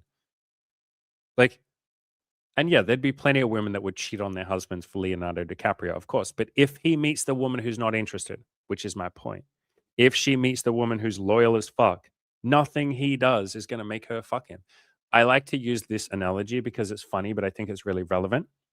Any of you guys that are like straight and just have like no interest in like men, if a guy comes up to you and he's gay and he has the perfect pickup lines ever, like he's so smooth, his game is just on point, he's literally perfect with everything, he's super attractive. Like if he's just a hot little piece of ass and he just comes up to you and he hits on you, if you're straight, what could he possibly say to make you fuck him? Nothing. You're just like, bro, I'm not interested. Or I've noticed this myself. If I hit on a woman and she's like, hey, I'm a lesbian, I used to back in the day still keep trying, which is hilarious. But I kept trying a few times, and it's like, what am I going to say to a woman who's not interested in men? I'm just going to be annoying if I keep trying. I'm being disrespectful if I keep trying. And at some point, she might clap back and be like, "You're not listening to me. You're being rude. I've told you I'm not interested." Like you're being that pushy, annoying salesman. So, yeah, when you meet the person who's not interested in your product or not interested in your like sex and what you're offering, they're just not interested. Like, end of story. They're just not. That's why we say move on and talk to the next person. Find the yes rather than trying to convert everyone into a yes. Mike says, I would consider myself straight, but Jensen Ackles, I don't know who that is. Who's Jensen Ackles? Who's this guy? Who the fuck is this guy? Oh, this is that guy from that Supernatural TV show. This is that guy from that Supernatural. Maybe tomorrow you guys can all tell me who, like, if you had to bang a man, which man would you bang? So Mike would bang this guy. I don't know, man. I feel like if I had to bang a dude, I'm not gonna bang some handsome dude. I feel like I'm gonna bang like the guy that looks the most like a woman. Like, surely there's some like androgynous like man. Like I'm finding some. Yeah, here you go. This is more my Yeah, young Leo DiCaprio. There you go. I hope to God he's 18 in this picture. Fuck. But you know, I'm picking some dude that looks a little more androgynous. Yeah, here we go. This is like more my style. If I have to bang a man, it's definitely not going to be some handsome fucking man. I'm going to find the one that looks the closest to a woman. I'm going to say, like, I'm going to go find a trans person. You know, I'm going to be like, hey, you're close enough to a woman. There you go, like that. That's more what I'm going for. And I'm going to be like, you're definitely going to be the submissive. And I'm going to put you in a pretty little dress. And we're just going to play pretend. We're going to play pretend today, guys. All right. This absolutely, what do you mean that doesn't cop out, Mike? That does count. Chad says, so a 2000s emo boy. Hell yeah, dude. Do you know how much I was into not emo boys, but emo girls back in the day? Like I grew up around the emo slash goth era. Oh my God, dude. Don't even get me started. Goth girls? Are you kidding me? Oh, fuck. Let's end the stream so daddy can go and have a fucking little look at some goth girls. Mr. Stefan, I appreciate the donation, you absolute legend. Thanks, man. I will email you after the stream. You're a legend. For a copy of the Play to Win video course, dude, yeah, I'll send it to you. I was going to say for free, but you've just donated. So I appreciate that, man. Thank you. And yeah, like I say to you guys all the time, if there's like any fucking like time that you guys want something from me, like the Play to Win video course or the how to have threesomes, like there's a video course on that, any of that shit, and you can't afford it, you can just like tell me and I don't know, send me some amount of money or just have it for free if you don't have any money. Chad says Stefan's donation is a bit more than $1, just for the record. Then he's a fucking legend. I appreciate that, man. Thank you, Stefan. All right, let's get some. What emoji do we want? Do we want to just end up with salutes? Is that kind of just boring though? If we always salute each other at the end, I guess if it's good enough for every military in the world, it's good enough for us. Let's get some salutes in the chat.